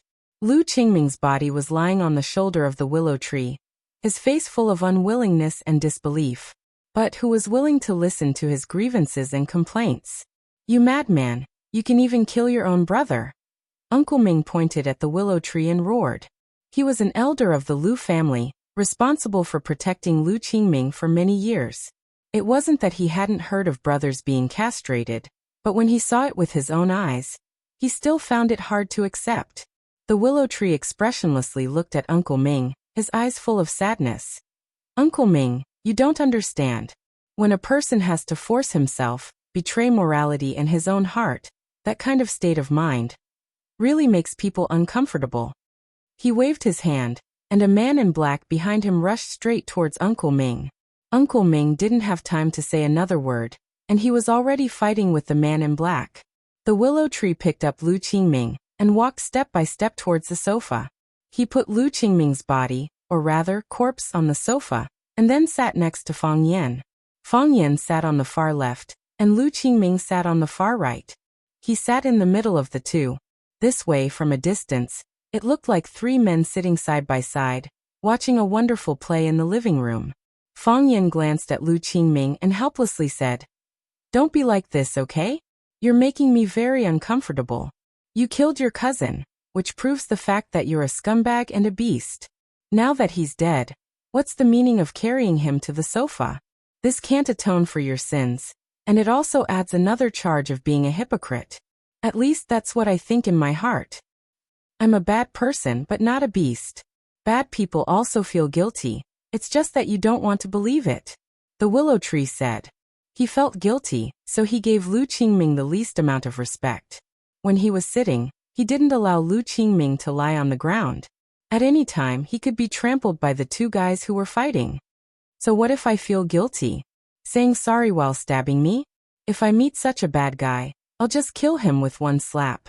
Fang Yan said coldly. He turned to look at the willow tree and smiled amiably again, saying, Of course, you are an exception. Who was Lu Qingming? He was the person in charge of an evil organization like the Arsenal. He had repeatedly dispatched killers to assassinate innocent people and harm teachers. Do you have any idea what you just did? You're the hero of the people, getting rid of evil for the people. At least you're my hero. Fang Yan patted Lu Shu's shoulder and said, Not everyone can put righteousness before family. People who could do this were definitely not good people. My condolences. The willow tree said nothing. He knew that Fang Yan was mocking him, and he also knew that when he stabbed his brother to death, Fang Yan's guard against him immediately rose by hundreds or even thousands of levels. He even knew that if he didn't do it, Fang Yan would personally kill Lu Qingming. Since Fang Yan knew that he was colluding with the Arsenal, he would certainly not let him walk out of this winery alive. However, this matter had to be done by him. Fang Yan would also force him to do it. This was a bargaining chip for cooperation. If he wanted to gain Fang Yan's trust and make them close, he had to do this. There was no other candidate, only his brother. Not everyone's sacrifice was meaningful, and not everyone was qualified to sacrifice for a great ideal and goal. Most people died in vain. Fang Yan was a considerate man. He didn't entangle with Lu Shu on this issue. That would be like cutting the flesh on someone else's chest, and then sprinkling salt. He looked at the man in black in the middle of the living room and said, Is he Chen Pu's disciple? Chen Pu was Lu Shu's cart pusher. In order to protect Lu Shu at the Blue Mountain Club, his bones were crushed by Fang Yan. He never thought that that night would be an opportunity. It was an opportunity for his master and Fang Yan to come into contact. It was unknown whether it was a hint from a sentence or a look, but the two of them actually came together and teamed up to plot against Lu Qingming, who was insufferably arrogant at the Blue Mountain Club at that time. It wasn't easy for fools to survive in this world. He's called Wang Dong. Chen Pu was destroyed, so I recommended him to work by my side. He knows that master was destroyed by you, so he always wanted to find you for revenge. Lu Shu said. I don't have anyone I can use right now. Leave him to me. Fang Yan nodded with a smile and said, I can see the hatred in his eyes. However, I won't kill him just because he looked at me angrily. I can't do such a thing. Of course, you'd better greet him. Don't think about plotting against me. I only need to find out about this once, and I'll have enough reasons to get rid of him. He's not stupid. He should know what to choose. Lu Shu said. If he wants to die, then it's fine if we don't cherish him. Bang. Wang Dong punched Uncle Ming's chest. When Uncle Ming's lower body was unstable, and he was pushed back, Wang Dong pounced on him and wrapped his arms around his neck. Crack! Uncle Ming's body softly fell to the ground, and he didn't move anymore. Lu Qingming was dead, and Uncle Ming was also dead. There was no evidence in this matter, so Lu Shu had enough space to act. Fang Yan stood up and said, What a sin! My body is stained with so much killing intent. I need to go back and take a bath. The door opened and closed, and Fang Yan's figure quickly disappeared. Wang Dong walked to Lu Shu's side and said unhappily, You're letting him go just like that? So what? Lu Shu raised his head and asked, Keep him here? He knows too many of our secrets. I'm afraid he'll betray young master. I also want to keep him here. Lu Shu sighed softly. Even if all of your corpses were piled in front of him, he still wouldn't stay. You don't know how terrifying he is. Lu Shu put on the wolf mask on the sofa and said in a low voice, I know. Grandma was cooking in the kitchen. Grandma went to the market to buy hairy crabs and all kinds of precious seafood because her grandson and Lu Chaoga had come. Of course, it was mainly because of Lu Chaoga. Lu Chaoga didn't have the image of a headmistress or a strong woman with billions of assets. She wore an apron around her neck and rolled up her sleeves to personally prepare the ingredients. Fang Yan was called to the study by Grandpa. Whenever Grandpa called Fang Yan to the study for a talk, it wouldn't be anything good. Therefore, Fang Yan was already mentally prepared. As expected, Grandpa Qin Wang scolded him as soon as he entered the room. "What have you been doing recently? You're not teaching properly, and you're always on leave. What kind of behavior is this? This is a serious dereliction of duty. Do you know how many days of leave you've taken this semester? Do you know how many days of classes you've had in a month? When I first introduced you to Rosefinch to teach, it wasn't for you to be lazy and slack off. A teacher should be with his students and pass on his knowledge to them. The students don't see you all day. How can they be influenced by you? How can they learn from you? If I were still the headmaster of Rosefinch, I would have fired an incompetent teacher like you long ago. And what's with the bruises on your face? You're a good school teacher and a high-level intellectual. Why do you walk around the campus with a bruised face all day? Do you know what a bad example your behavior is giving to the students? Even a teacher gets into a fight with someone. Grandpa, I accidentally bumped." "Bumped? How did you end up like this? The scratches on your face were also caused by the collision? Show me one on the spot. If you can do it, I'll go against my conscience and believe your nonsense." Qin Wang was furious. He wanted to press this kid to the ground and smash his head with the inkstone on the table. A good high school teacher going out to fight and kill all day. How uncivilized is that? Fang Yan stood there awkwardly. He tried his best to squeeze out a smile and said, "Grandpa, don't be angry. I just said a joke to liven up the atmosphere. The bruises on my face are from someone beating me up, but I didn't lose out. I still beat him in the end." Seeing that Qin Wang was about to explode again, Fang Yan hurriedly explained, "The one who challenged me was an East Asian. He's a famous East Asian swordsman. People call him the East Asian sword god. Civil officials aren't greedy, and military generals don't care about death. He can definitely win the respect of all the countries in the world. I like literature, so I became a teacher and impart my knowledge to others. I practice martial arts, so I need to defend against foreign enemies and accept challenges. Grandpa said that I lack spirit last time. I've seriously thought about this problem, and I also feel that I lack spirit. A man can't stand without a soul. My words are my promise, and my soul is that I will never back down. I hope I can live, and there's a high chance that I will die. However, as long as I have a breath left in me, I will never let them take a step forward or win a battle. I want to smash their arrogance. I want to smash their confidence and ambition. I want to break their faces and break their teeth so that they can't be a wolf that eats meat, but a dog that eats shit. This is my ideal. This is my spirit." Lu Gong was stunned on the spot. He stared at his young grandson for a long time before he finally reached out and patted him on the shoulder. He said, "Your words are crude, but your logic is not." Chapter 289. Seeing Lu Gong take Fang Yan upstairs, her grandmother poked Lu Chaoga, who was processing the crabs, and said in a low voice, "Chaoga, go upstairs and have a look." Lu Chaoga looked at her grandmother in confusion and asked, "Grandma, what should I look at?" Her grandmother looked worried and said angrily, "The old man has been working in education all his life. He's retired for so many years, but he still can't change his bad habit of scolding people. He had always hoped that Fang Yan could be engaged in education or academic research. In the end, Fang Yan wholeheartedly went to learn Tai Chi from the Fang family." This matter had almost become a sore point for the old man. Several times when he went to bed at night, he sighed and said that a good seedling had been ruined. Yesterday, Headmaster Zhang Xiaofeng came to visit, and the old man asked about Fang Yan's work. Headmaster Zhang said that Fang Yan hadn't been in good health recently and had asked for sick leave. The old man was scared and was going to take me to see Fang Yan. But today, I saw the boy's face full of injuries.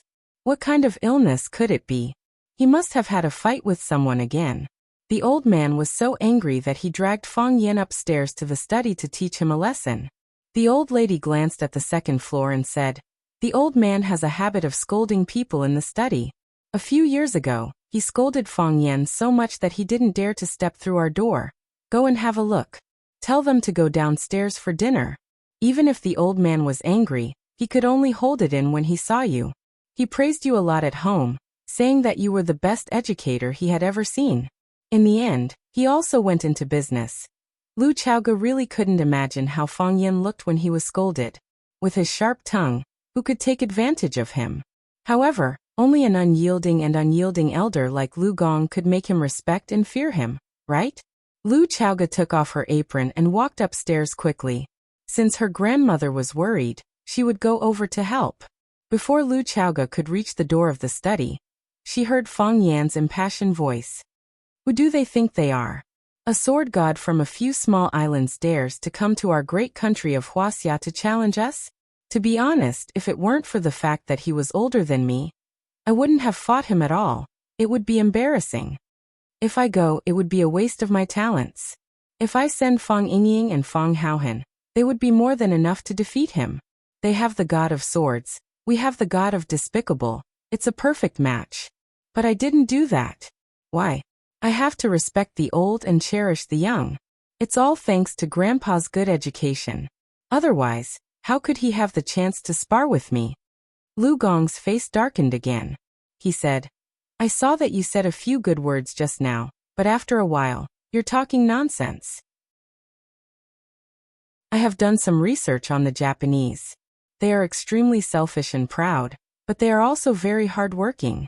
If the person who challenged you didn't have any ability, how could he become the sword god that they worship? He's number one in the Japanese, but in our country he's nothing, Fang Yan said stubbornly. Anyway, he didn't have any friendship with the Chiba army, so he didn't have any psychological burden to belittle him. Think about it, if he's really that powerful, why can't he beat me?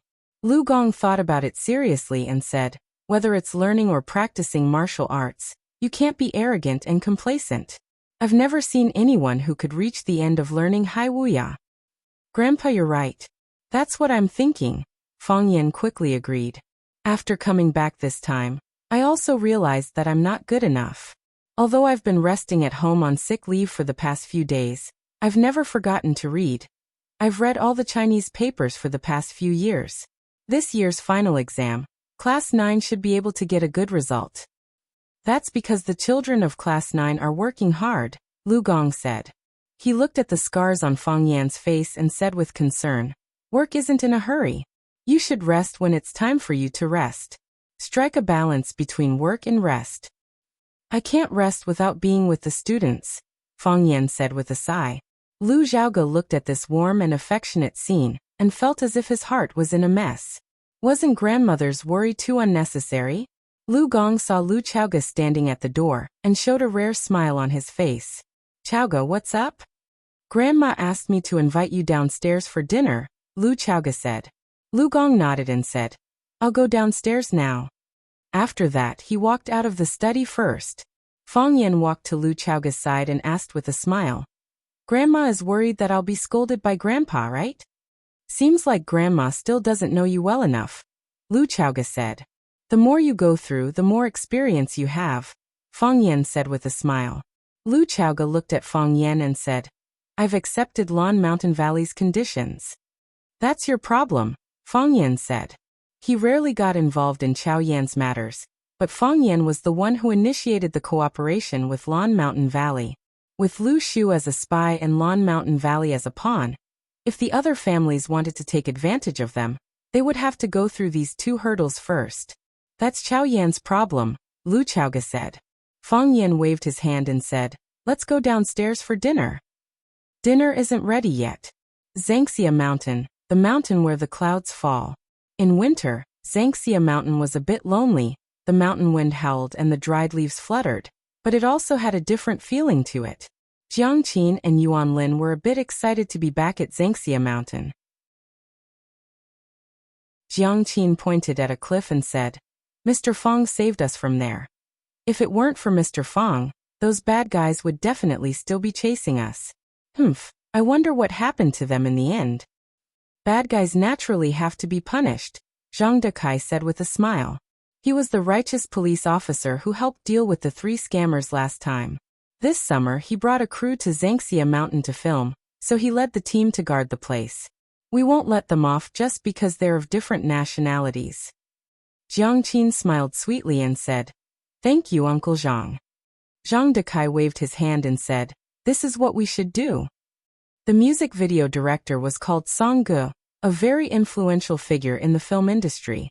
He had filmed for many big names both at home and abroad. Everyone respectfully called him Brother Song. Brother Song found it hard to understand the importance Xia Xia placed on Fang Yan. If the top star in the country wanted to find a Tai Chi master to film a music video, shouldn't those Tai Chi masters rush up crying and hugging his thighs? If they could get even a little bit of a relationship with Xia Xia, wouldn't they be famous? Once they entered the scene, they wouldn't have to worry about food and clothing for the rest of their lives. Everyone knew this very well. In order to take care of this Fang Yan, Xia Xia actually brought the whole group to Huaqing to film.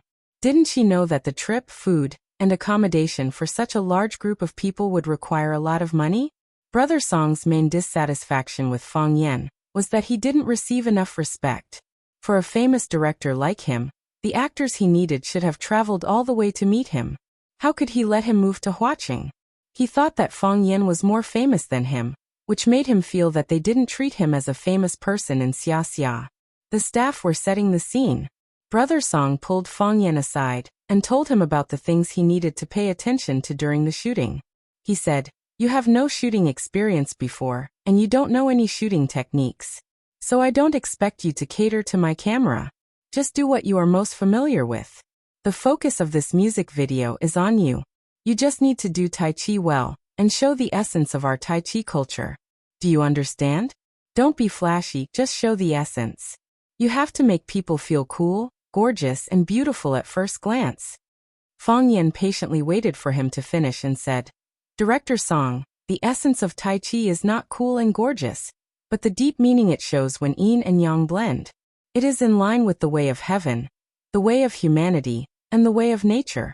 From these simple movements, you can get great relief and freedom." Brother Song was angry and said angrily, "Are you the director or am I the director? Do you understand the language of the camera? Do you know what it means to present in front of the camera? As long as I point the camera at you, you have to give me the best posture and the most attractive movements. You stand there like a mummy. Who wants to look at you?" Fang Yan smiled bitterly and said, "Director Song, you still have some misunderstandings about Tai Chi. Song Ge waved her hand impatiently and said, "It's not that I have a misunderstanding about Tai Chi, it's that you don't understand our director and the camera at all. Okay, you don't have to say any more." Song Ge walked up to Xia Ji, who was putting on makeup, and said, "Xia Ji, I want to discuss something with you. This actor is not good. I don't think he is suitable to be the male lead of our music video. I know you love this song, and I also know how important this music video is to you. In any case, we can't let this kind of idiot ruin all our efforts." Xia Ji waved his hand and signaled the makeup artist to stop for a while. He looked at Song Ge with a gentle and serious look and said with a smile, "I think he is very intelligent and has a very deep understanding of Tai Chi, teacher Song. Can't you let him try it? I think that when you really see him play Tai Chi, you will have a new understanding of him. Summer, this is your work and it is also my work. I hope there are no flaws in our work. Don't you want a Tai Chi master? Leave this matter to me. I will make a call, and there will be dozens of Tai Chi masters for us to use." Song Ge said stubbornly, "We have to change this person." Xia Ji looked at Song Ge and said, "Okay, then let's change people." Song Ge was overjoyed and said, "Xia Ji, you agree? I will tell him to get out of here and call someone. Don't think that we can only eat pigs with hair after Butcher Zhang died. Change the director," Xia Ji said to the assistant beside him. Chapter 290. The smile on Song Ji's face froze before he could retract it. Replacement? It's not the actors but the director? Song Ge was about to cry. He knew that his feeling was right. They didn't treat him as a big shot at all. They didn't respect him. If they cared a little about his feelings, they would follow his words and replace that *T Tai Chi master. A big shot should have a big shot's temper. He wanted to throw out some harsh words and leave. But he suddenly remembered that there were all kinds of hidden rumors about Summer's identity in the circle. He couldn't say those harsh words no matter what. What was worse was that he couldn't flick the sleeves of his tight leather clothes. No one could stay if he wanted to, and he didn't dare to leave if he wanted to. He stood there in a dilemma, his face extremely embarrassed. What was the relationship between this gigolo and Summer? She hadn't seen Summer get close to any man for so many years.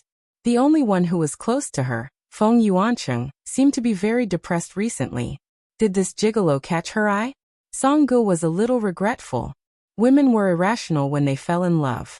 Why should she make things difficult for her lover? Summer's assistant was Zhang Wei. Because he had a good relationship with Feng Yuancheng. He thought that Feng Yuancheng would be able to win the beauty in the end. He didn't expect to bet on the wrong treasure. Feng Yuancheng was kicked thousands of miles away by Summer. He was worried that his relationship with Summer would become estranged, so he had been trying to make up for it recently. It was not auspicious to change the director on the spot. When he heard that Summer wanted to change the director on the spot, he wanted to persuade her, but he was worried that it would make her angry. Because he had been with Summer for many years, he knew that as long as Summer decided on something, few people could change it. He hesitated, but Fang Yan tried to persuade him. It's not that serious. I think Director Song still has some misunderstandings about me and Tai Chi. If I fight on the spot for him to see, he will have a new understanding of us. If it doesn't work, it won't be too late to change the director at that time. Fang Yan spoke and Zhang Wei quickly echoed, Mr. Fang is right. Sensei Song Ge looks at Taiji from the perspective of the camera, while Sensei Fang looks at the problem from the perspective of the depth of Taiji. It's just that everyone's focus is different. We just need to find a common point, which is to be able to show the self-restraint of Taiji, and also be able to look good on the camera. Isn't this what we need? Xia Xia looked at Song Ge with a smile on his face and asked, Teacher Song, what do you say? Then let him try, Song Ge said. He thought to himself that they still needed him. It was easy to find actors, but not so easy to find a good director. Seeing is believing. I hope he doesn't disappoint. Xia Xia looked at Fang Yan and said, You go through it first and let the two little girls remember the routine. No problem, Fang Yan said. Fang Yan walked to the edge of the cliff and stood in the form of a plum blossom stake. As for the staff behind him who asked in a low voice why they had to walk to the edge of the cliff to play Tai Chi, no one was willing to answer such a stupid question, because no one except Fang Yan knew the answer to this question. Fang Yan took a deep breath and then gently tapped the tip of his right foot. His movement was gentle and comfortable, like an arc. Every movement of his was careful, as if he was afraid that his palm would scatter the wind, and the soles of his feet would hurt the grass. However, as time went by, his movements gradually accelerated. This kind of acceleration was gradual, and would not make you feel abrupt or unnatural. His body was like an arc, like an iron bow, or like a curved willow. He was like a white ape that absorbed the chi of heaven and earth, like insects, fish, flowers, and plants. He was one with everything in the world. Every time he turned around, his body seemed to fall into the abyss. This made everyone enjoy this extreme beauty with their hearts in their throats.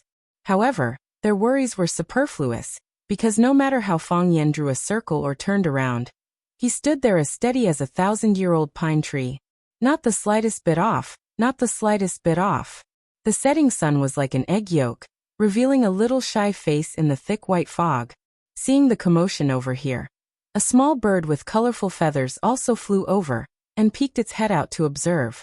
It was still chirping, looking adorable and cheerful. Fang Yan jumped, and the bird was caught in the palm of his hand. He stretched out his arms and imitated the bird's undulating wings. He knew that as long as he used this stunt, there would be female fans at the scene fainting. The bird stood in the palm of his hand. The bird accumulated strength and Fang Yan released it.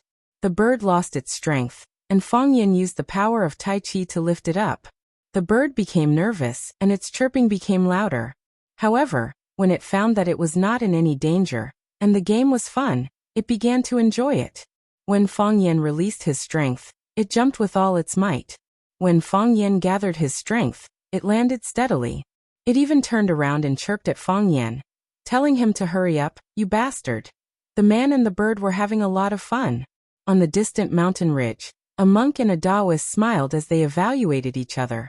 What do you think of this child? the old monk asked. Angry because of the momentum. His momentum is like a rainbow. This child actually has the momentum of indistinguishable yin and yang, the middle-aged Taoist said with an expression of admiration. The universe goes from Wuji to Tai Chi, the process of all things being born. With all things being, there is the sky above our heads and the earth below our feet. The Tao of the world uses the two energies of yin and yang to create all things. Heaven and earth, the sun and moon, thunder and lightning, wind and rain, the four seasons, as well as male and female, firm and soft, movement and stillness, all things being born from yin and yang, the old monk's expression was solemn. However, everyone knows that it is precisely because all things have yin and yang. That's why Tai Chi emphasizes the fusion of yin and yang. Extreme yin gives birth to yang, extreme yang gives birth to yin. This child is amazing. At such a young age, he can see mountains as mountains and water as water. Even this bird sees him as one of its kind. The heart of Tai Chi has truly become one with all things. The middle-aged Taoist nodded and said, "Then should we teach him the Tai Chi diagram?" The old monk shook his head and said, "The Tai Chi diagram is very important. Not only is it a treasure of your Taoism, but it also protects our Wuxia's dragon soul. Be careful, be cautious. Other than the foundation of martial arts, the quality of one's temperament is even more important." Looking at his appearance and behavior, this child doesn't seem to be an evil person. Furthermore, how could someone who possesses the heart of Tai Chi be bad? Let's see. Let's see. Feng Yan's body rose into the air again. He personally sent the bird into the sky. Then he lightly patted the bird's head, indicating that it could leave. When Feng Yan landed, the bird actually swooped down again and stood on his shoulder, unwilling to leave. It chirped at Feng Yan's face, as if it wanted to talk to him. Everyone on the scene was dumbfounded. Jiang Qin was so excited that he couldn't control himself. He grabbed Yuan Lin's hand and said, "Yuan Lin, did you see that? Did you see that? Mr. Feng is really amazing." Yuan Lin didn't feel any pain. Her eyes were shining as she stared at Feng Yan and said, "That bird is so cute." Summer was also intoxicated for a moment, but she quickly regained her sobriety. She was engaged in art, so she had no resistance to beautiful things. When Feng Yan played with the bird, it really made people's hearts tremble. It was so beautiful. "That's amazing. This person's Tai Chi is so beautiful. Oh my God, I've never seen anyone play Tai Chi like that. Is this really Tai Chi? He jumped so high just now. Is there a steel wire hanging on his body? I really want to become that bird, then I can play with him." When the staff saw this incredible scene, they all became Feng Yan's die-hard fans. The Tai Chi that Feng Yan presented was the Tai Chi that they had never seen before. It was the most beautiful and ideal Tai Chi in their minds. Song Ge was also stunned. "Master, this was a real Tai Chi master. How could there be such a Tai Chi? How could there be such a cool Tai Chi?" No, this could no longer be described as cool, but how could a cultured person be so pretentious? You clearly knew that he was pretending, but you still felt that this guy was really awesome. Song Ge kicked the leg of the cameraman next to her and shouted, "Did you take a picture? Did you take a picture just now?" The cameraman didn't have time to take off the cover of the camera lens. He said aggrievedly, "Director, didn't you say to take a look first? Look my ass. Look my ass." Song Ge kicked the cameraman's leg again and again. "Why aren't you afraid? Why aren't you afraid? What else do you want to shoot if not such a scene? I'm so angry, you idiots." Song Ge ran in front of Xiaji and said with a flushed face, "Xiaji, let's not change the person. It's him, he's a master, he can definitely give us the feeling we want. Yes, it's him. No one else can do it." "Did I pass?" Feng Yan asked with a smile. "Yes," Song Ge said. "You don't want to change the person?" Feng Yan asked again. "No." Song Ge waved her hand and said, "Well, Brother Feng, I was a little biased against you just now. Don't be angry. That thing is over, let's not take it to heart, what do you think?" "I'm not a stingy man. How can I take such a small thing to heart?" Feng Yan said. "That's great. Let's start?" "Start what?" Feng Yan asked. He turned to look at Xiaji and said, "My Tai Chi has been recognized by everyone. Now we can change the director. Sangha sat on the ground, so angry that her whole body was trembling. In the forest behind the crew, the middle-aged Taoist priest said to the old monk with an embarrassed face, "Let's watch again, let's watch again." The old monk laughed.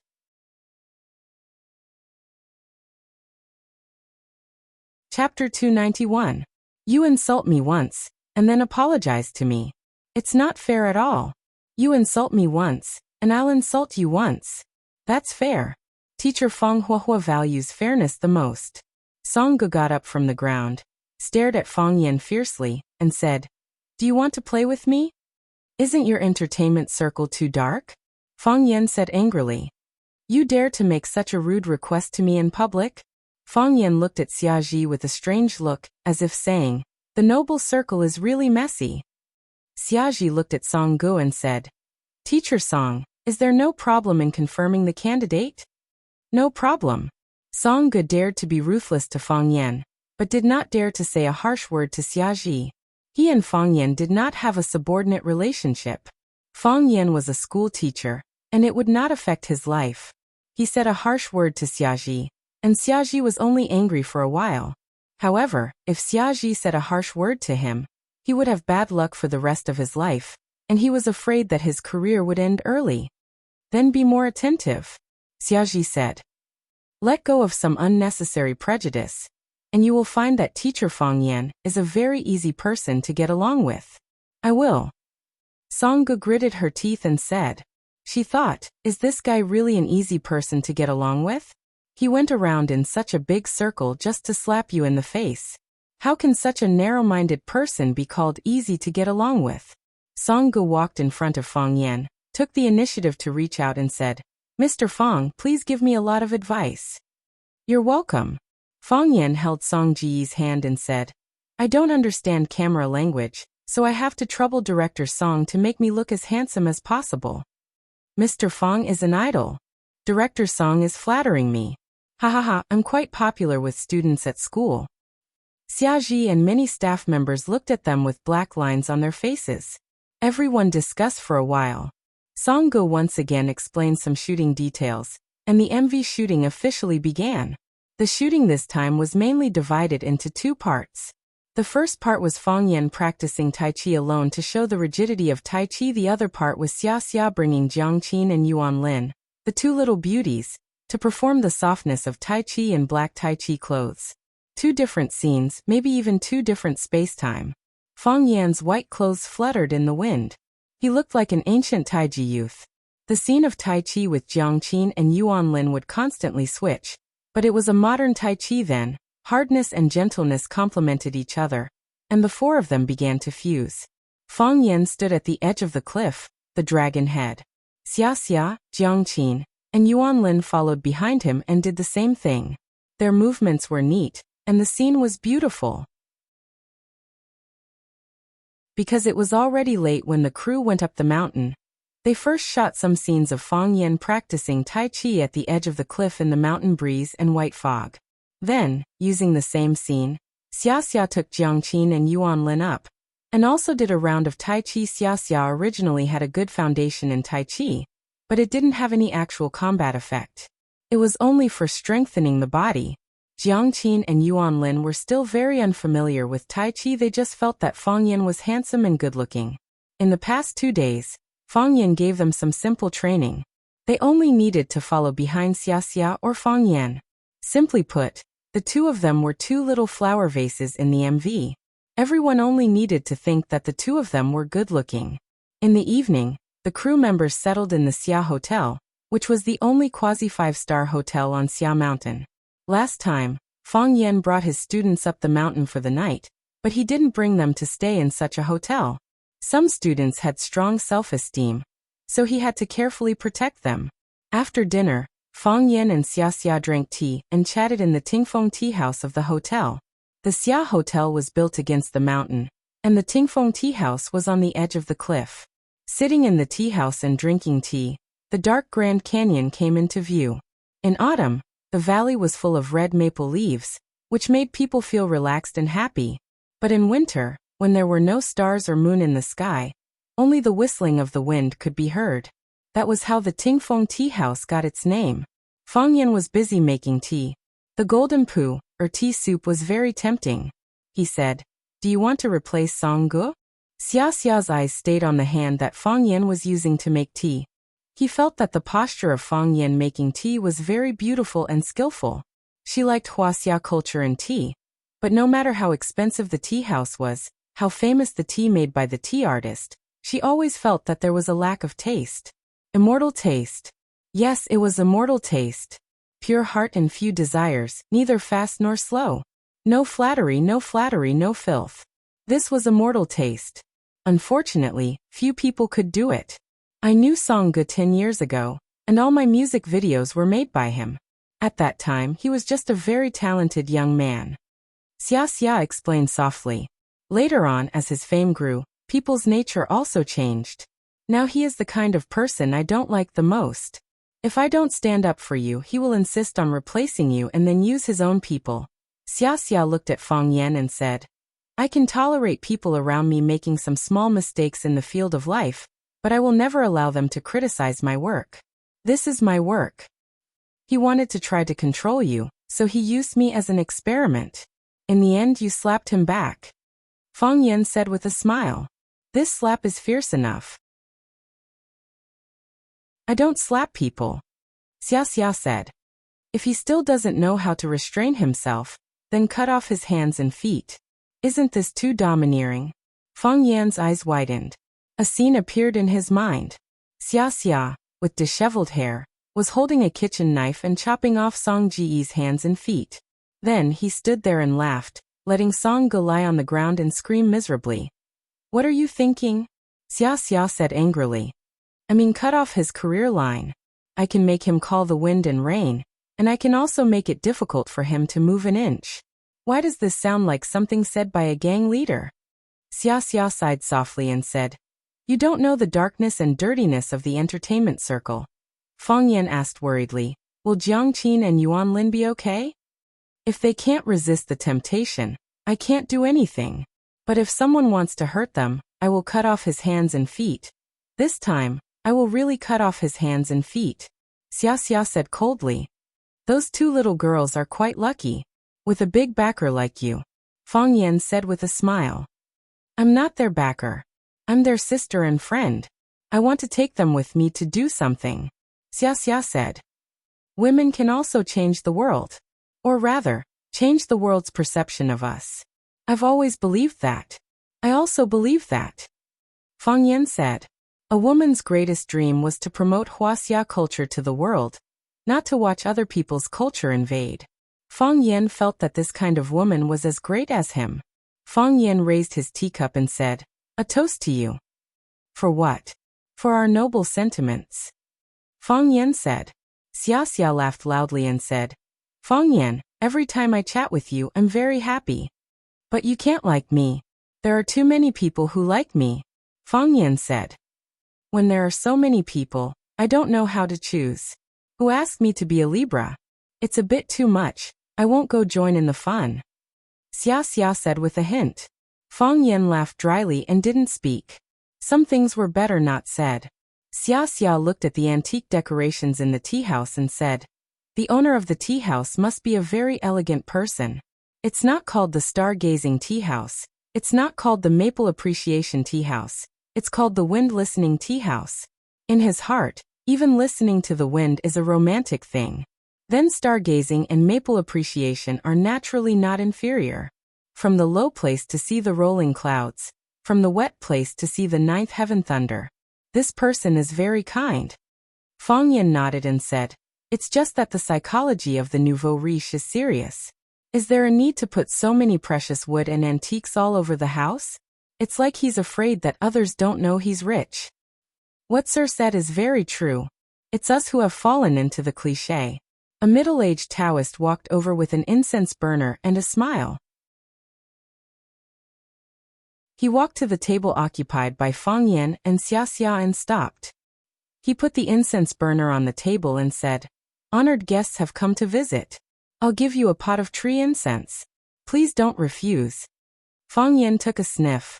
It was authentic ambergris. Moreover, The quality was higher than the ambergris he collected, and the smell was also purer. Fang Yan stared at the middle-aged Taoist warily and said, "Who are you? Why did you give us tree incense? You didn't poison it, did you? Meeting by chance is also fate. Does Sir not believe in fate? Do you think I'm an idiot? Giving someone tens of thousands of yuan worth of ambergris incense when you meet by chance? Why didn't you give it to the two fatso in the corner? Why didn't you give it to the couple in the 30-degree position? Why did you give it to us? Sir and I are fated." Fang Yan interrupted the Taoist and pointed at Xia. "You're not thinking of hitting on her, are you? I'm a monk, I don't get close to women. Then you want us to buy your amulet." Fang Yan was extremely angry. "Every time I walk on the street, I'll meet monks wearing Taoist robes who pull me to buy amulets. They say that they're fated with me at first glance. Only a fool would believe that. Tell me, how much is your amulet worth? Seeing that you gave us tree incense, we're willing to be cheated by you this time. But let me make it clear in advance, I won't pay more than 100 yuan. The middle-aged Taoist's facial muscles twitched. His body swayed and looked like he was about to fall.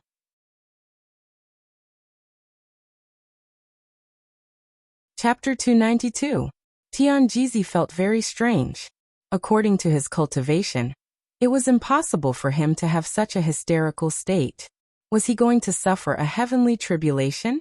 However, it was not enough to suffer a heavenly tribulation.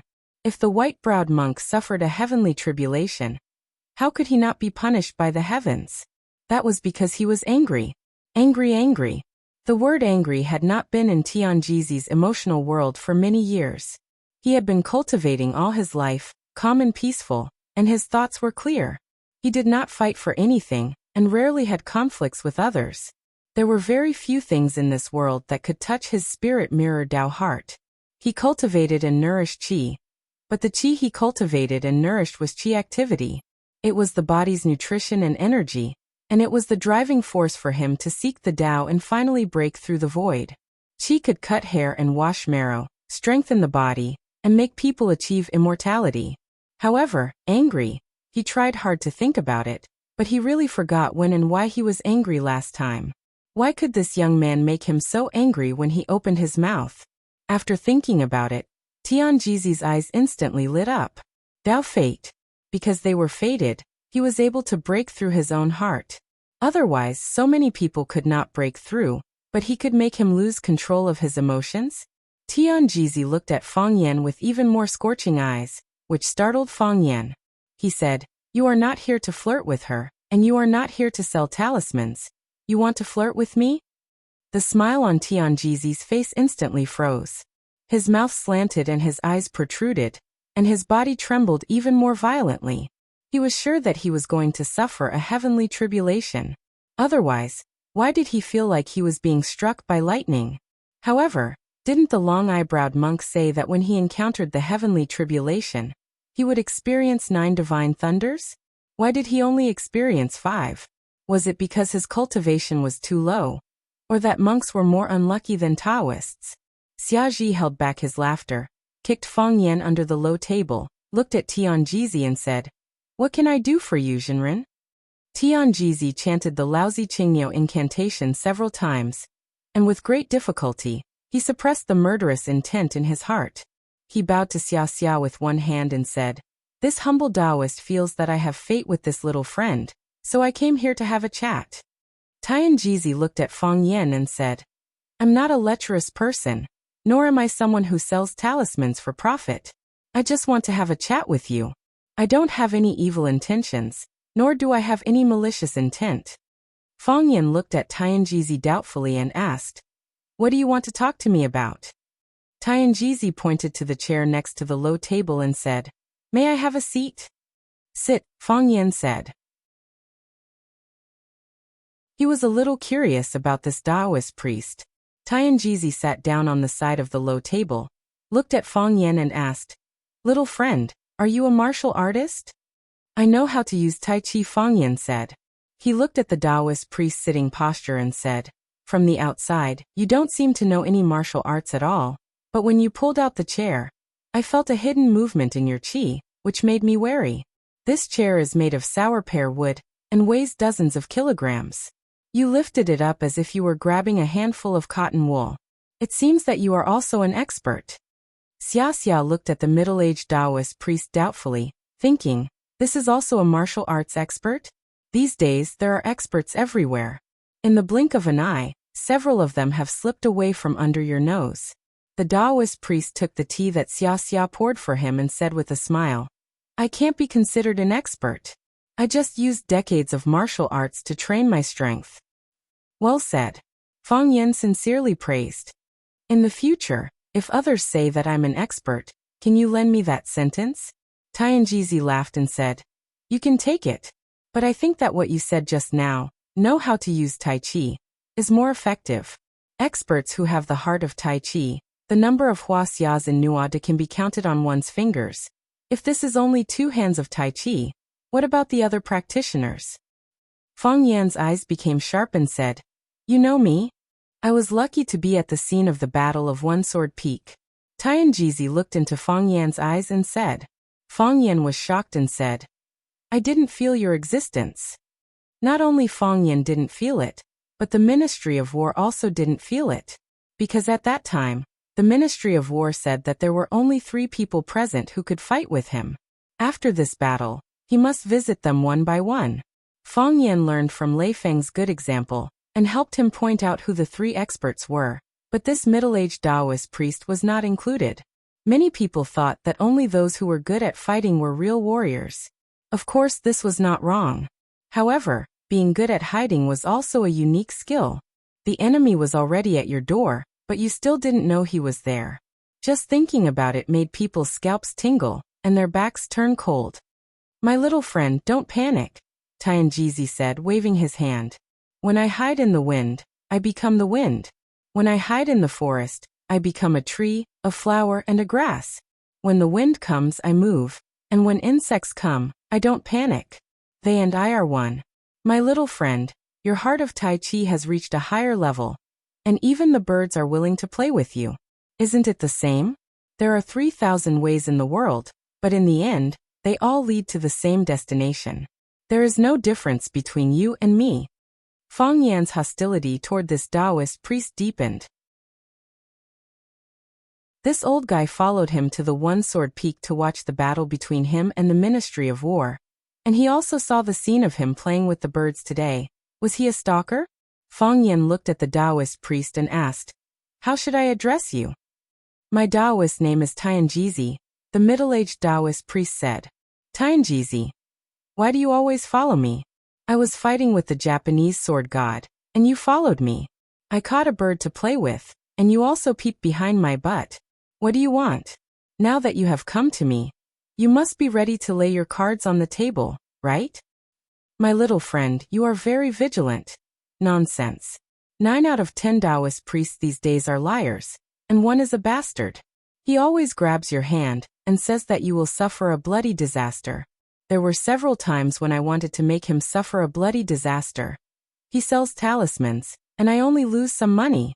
You don't even sell talismans, which means that what you are after is bigger. Who knows what I will lose?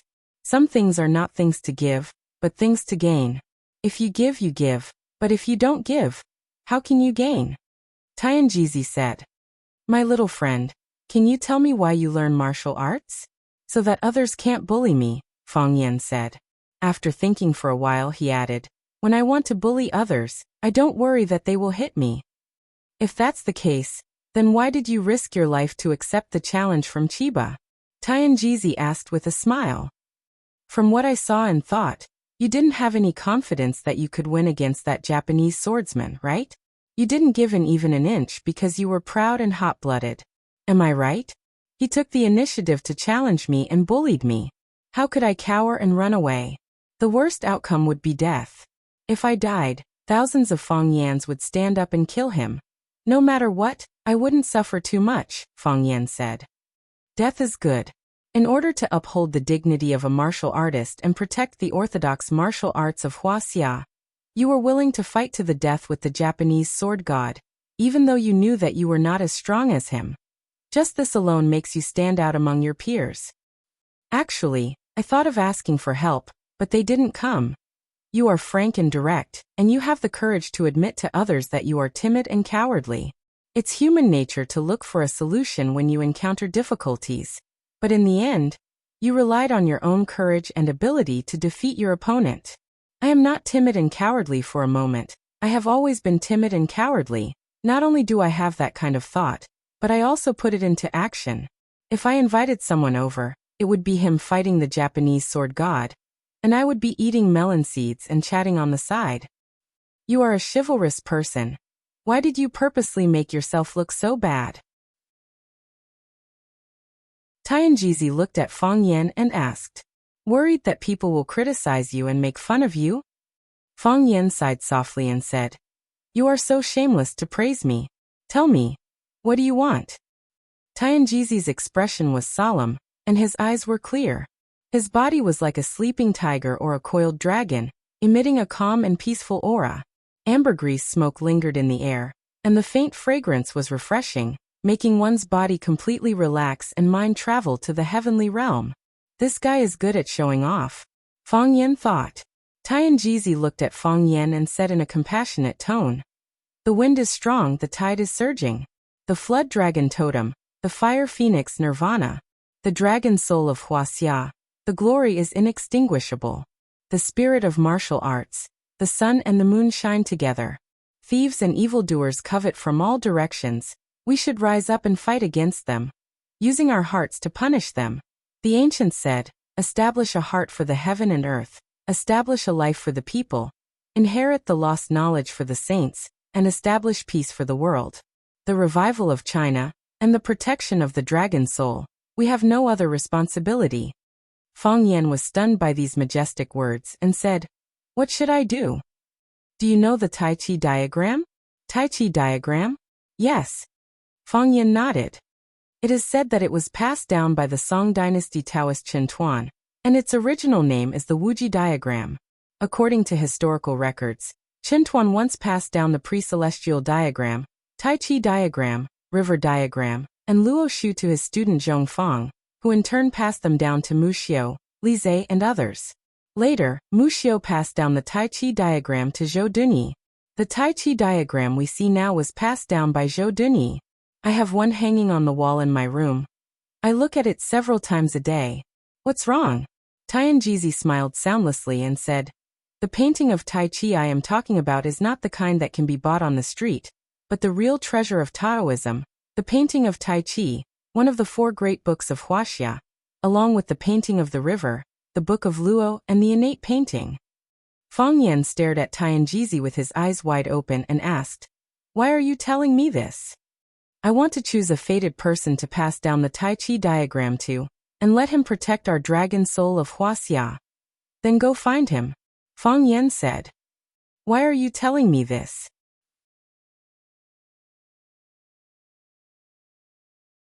Chapter 293. As an innocent bystander, Xia was worried that Tianjizi might slap Fang Yan to death at any time. Xia thought, if I were this Taoist priest, I would also slap Fang Yan to death. This is too much. Sure enough, Tianjizi raised his wrist. His palm kept shaking, but the tea in the cup didn't spill at all. Not only that, but the steam coming out of the cup suddenly disappeared. It was a strange scene.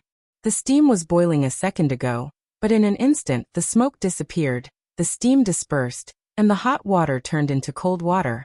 Pa! Tianjizi slammed the cup on the table. The tea didn't break, but the sour pear wood table started to shake. Xia was shocked and couldn't help leaning back. She was worried that Tianjizi would not be able to hold back his anger and pour the tea in the cup onto Fang Yan's face. In the end, she would be in trouble because the tea was so hot. She did not want to be disfigured.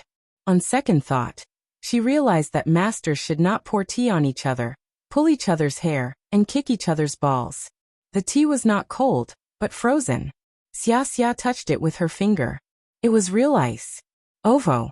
Xia's eyes, which always gave people a sense of intellectual elegance, suddenly became like this. She couldn't accept and believe such a change. Was this magic? The golden poo or tea had turned into golden ice cubes, sparkling and translucent under the illumination of the light. It looked very cute. Fang Yan was also shocked. He knew this Taoist priest was a master, but he didn't expect him to be a master of a master. Just by using the move, turning water into ice, it was already amazing. His internal strength cultivation could leave him several streets behind. Tianjizi closed his eyes and muttered something. His lips moved faster and faster, and then he suddenly let out a muffled roar. The shout was not loud, but it was extremely harsh. Xia Xia's face was pale, and Fang Yan's ears felt as if they were being pricked by needles. It was very uncomfortable. Not only did Xia Chen and Fang Yan suffer, but the other guests of the Tingfeng tea house were also not spared. When they heard this shout, the faces of those who were discussing turned ugly, the eyes of those who were looking at each other were filled with fear, and the smiles on the faces of those who were chatting and laughing became stiff and ferocious, as if they were discussing how to chop someone up. They all felt as if they had been hit by something, but no matter how hard they tried, they couldn't find the weapon that had hurt them. They all thought it was a panic attack and were focused on doing their own things. However, they were startled by the sudden sound. Therefore, they all pointed at the middle-aged Taoist priest and cursed him. "Why are you shouting in the middle of the night? Don't you have any manners?" This was a more elegant way of scolding. "Old man, you must be tired of living. Do you believe that I won't slap you to death?" This was a more courageous way of cursing. To be honest, Fang Yan was quite looking forward to him coming over to slap the old guy. "Which dog is barking in public? Hurry up and bring it back. Don't run around." This was a curse that brought about one's own destruction. Fang Yan couldn't bear to look in the direction of where he was. Tianjizi paid no attention to the attacks and insults outside. He slowly opened his eyes, and his expression became bright and clear again. He had the demeanor of an expert.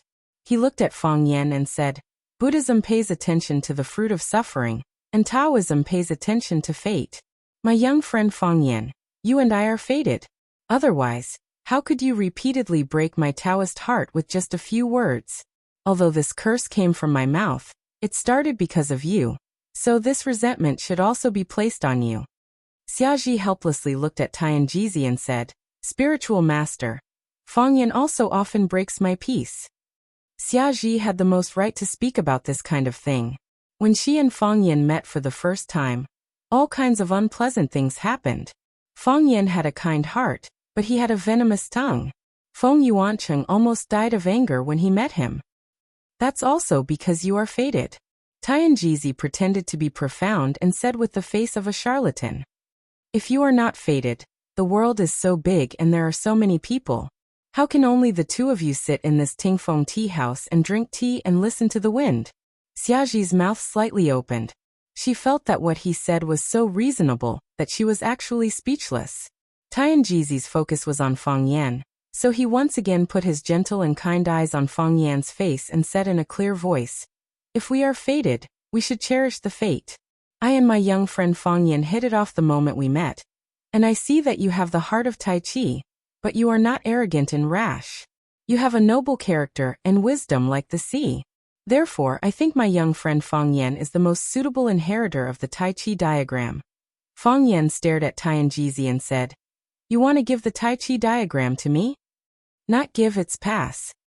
Tianjizi corrected his words. "That was a treasure. Could it be given away? It could only be passed on. Look at what the ancients said. Carry on the sacred arts of the past. They used the word inherit. For free? For free. You just said that it is the treasure of your Taoism? Indeed. You also said that there is a dragon soul in it, to protect Wuxia's dragon soul. Are you crazy?" Fang Yan asked with a look of disbelief. "Why don't you hide such a good thing for yourself and give it to an outsider like me? It's good to pass it on to your son and grandson. Oh, I'm sorry. I don't know if you have been married and had children. It's also good to sell it. If it is really as mysterious as you said, it can definitely be sold for a good price." Tianjizi felt something flowing out of the corner of his mouth. He was too embarrassed to wipe it with his sleeve. He felt that it was too embarrassing. Was this the fated person he had chosen? What kind of F*** king monster was this? Could such a person really inherit the Taoist culture and protect Huaxia's dragon soul from being extinguished? Tianjizi reached out and grabbed the teacup that he had just slammed on the table. The coldness of his palm calmed the anger in his heart a little. He looked at Fang Yan with a serious face and said in a selfless manner, "That is the treasure of Huaxia. It is shared by everyone in Huaxia. How can I keep it for my own selfish reasons? Also, the Tai Chi painting can't be sold. We can't sell our totem and spirit." Fang Yan's face darkened. He said, "You mean that the Tai Chi painting can't be sold or passed on to my son and grandson?" "That's right," Tianjizi said firmly. This kind of thing was not negotiable. "What can I do with it?" "Inherit the Taoist culture and protect Huaxia's dragon soul. If you have a great opportunity, you might be able to decipher the 9 syllables mantra in the Tai Chi painting. I think it will definitely benefit you for the rest of your life. If you give me something, I can't sell it. I can't pass it on to my son or my girlfriend. The only thing I can do with it is to play a word-solving game. In the end, when I'm about to die, I still have to pass it on to someone else. Wait for a new fated person to appear. The Tai Chi painting will naturally have a new inheritance," Tianjizi said. "Am I crazy?" Fang Yan was so angry that his body was trembling. He pointed at Tianjizi's nose and scolded, "What good does this do me? I don't get anything. If you give it to me, I have to give it to someone else. What if I have feelings for it? What if I can't bear to give it to someone else? If that's the case, I might as well not have it in the first place." That's the Tai Chi painting, one of the 4 great books of Huaxia. It's everyone's dream. Tianjizi wanted to try harder. "Whoever wants it can take it," Fang Yan said angrily. "I've heard a lot of stories like this. A monk or a Taoist priest pretending to be mysterious, or a wretched-looking old man." They pulled a young man passing by and said, "Young man, I see that you have a clear bone structure, an imposing appearance, and a root of wisdom. You are a rare martial arts genius. If you concentrate on cultivation, you will become a great person in the future. Come here. I have a book called 18 Dragons Subduing Palms. Whoever believes it is an idiot." "Immortal, are you okay?" Xiaji asked carefully. She felt that the Taoist priest had suffered a great blow tonight. She didn't know if he could bear it. "The timing is not right. The timing is not right," Tianjizi said with infinite regret. "The old monk is right. Let's wait and see. Let's wait and see." Tianjizi stood up. When he turned around, he reached out and flicked his sleeves. The tea that had been frozen into ice melted again. Hot steam rolled over. Fang Yan's eyes widened. His mind trembled. He stared at the cup of tea without blinking. He stared at the rolling steam above the cup. He reached out his hand and touched it. The steam really did have heat. It was not a cheap trick on the street. The dead tree has come back to life. Fang Yan exclaimed. The dead tree has come back to life. He pushed the chair away and stood up, but the middle-aged Taoist priest was nowhere to be seen. He grabbed Xiaji's shoulder and asked, "Did you see him? Did you see where he went?" "No." Xiaji shook her head. She didn't understand why Fang Yan was so excited all of a sudden. She didn't see him like this even when the boiling hot water turned to ice. "I'm looking at the tea in the cup." Fang Yan went to ask several people, including the waiters of the Tingfeng tea house. However, no one told him where Tianjizi had gone. Fang Yan stood in the Tingfeng tea house and cursed. "Do you have any patience, old man? Do you have any integrity? You said that you will pass the Tai Chi diagram to me. Hurry up and give it to me. Don't you want to take me as your disciple? How can it be so easy to take a disciple? Other people's masters are crying and shouting, hugging their disciples' thighs and begging. If one day doesn't work, they will come 100 times. If one day doesn't work, they will come 100 days. Can't you at least hold on? When I don't agree, don't you know how to slap me?" Fang Yan cried aggrievedly and shouted with red eyes, "Godfather, where are you?"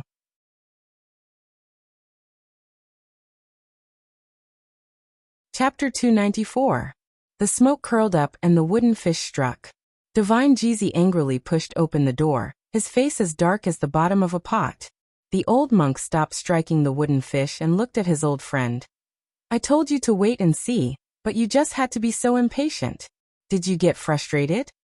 He's a bastard, Divine Jeezy said with a bitter smile. I can't even talk to him normally.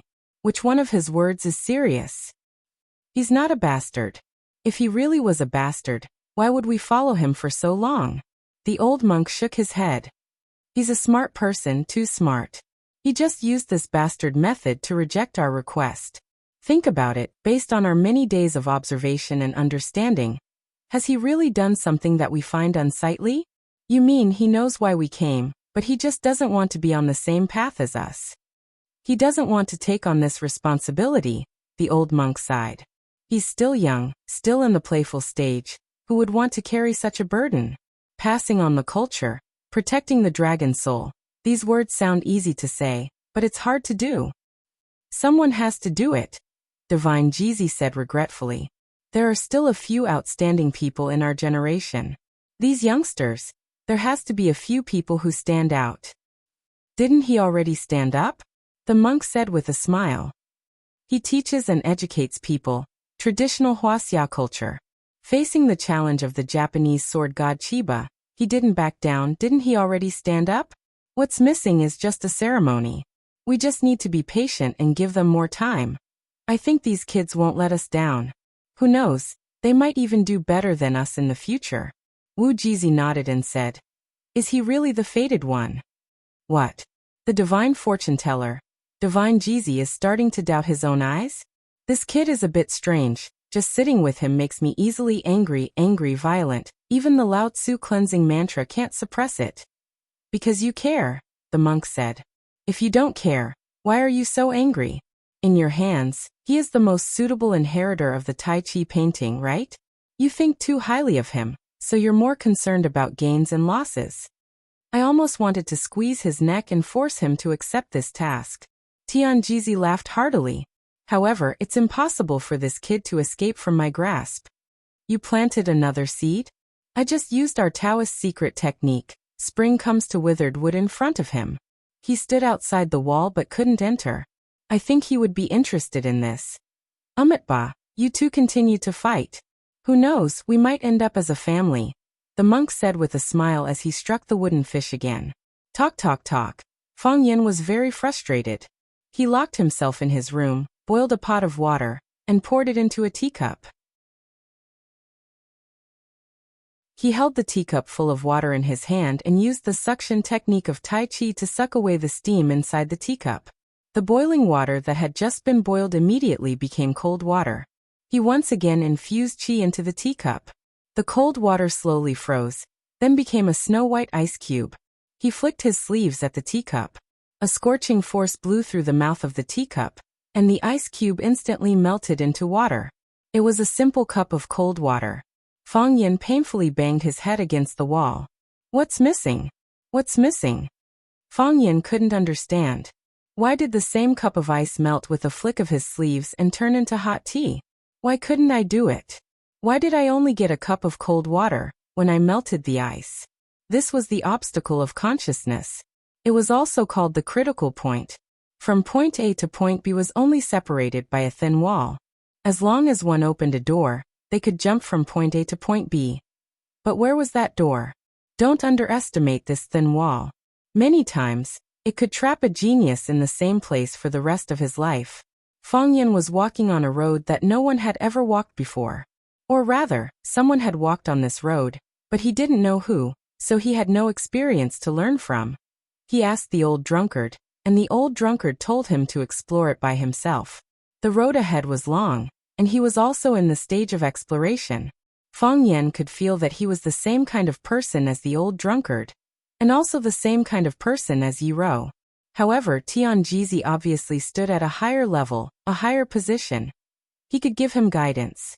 Fang Yin really wanted to grab him and ask him, "What's going on with me now? Why did the state of Tai Chi become completely incomprehensible and unfamiliar to me? What's its final form? What's my goal? What should I work toward?" Zhang Chen wanted to practice Qi by force, so he had his own confusion.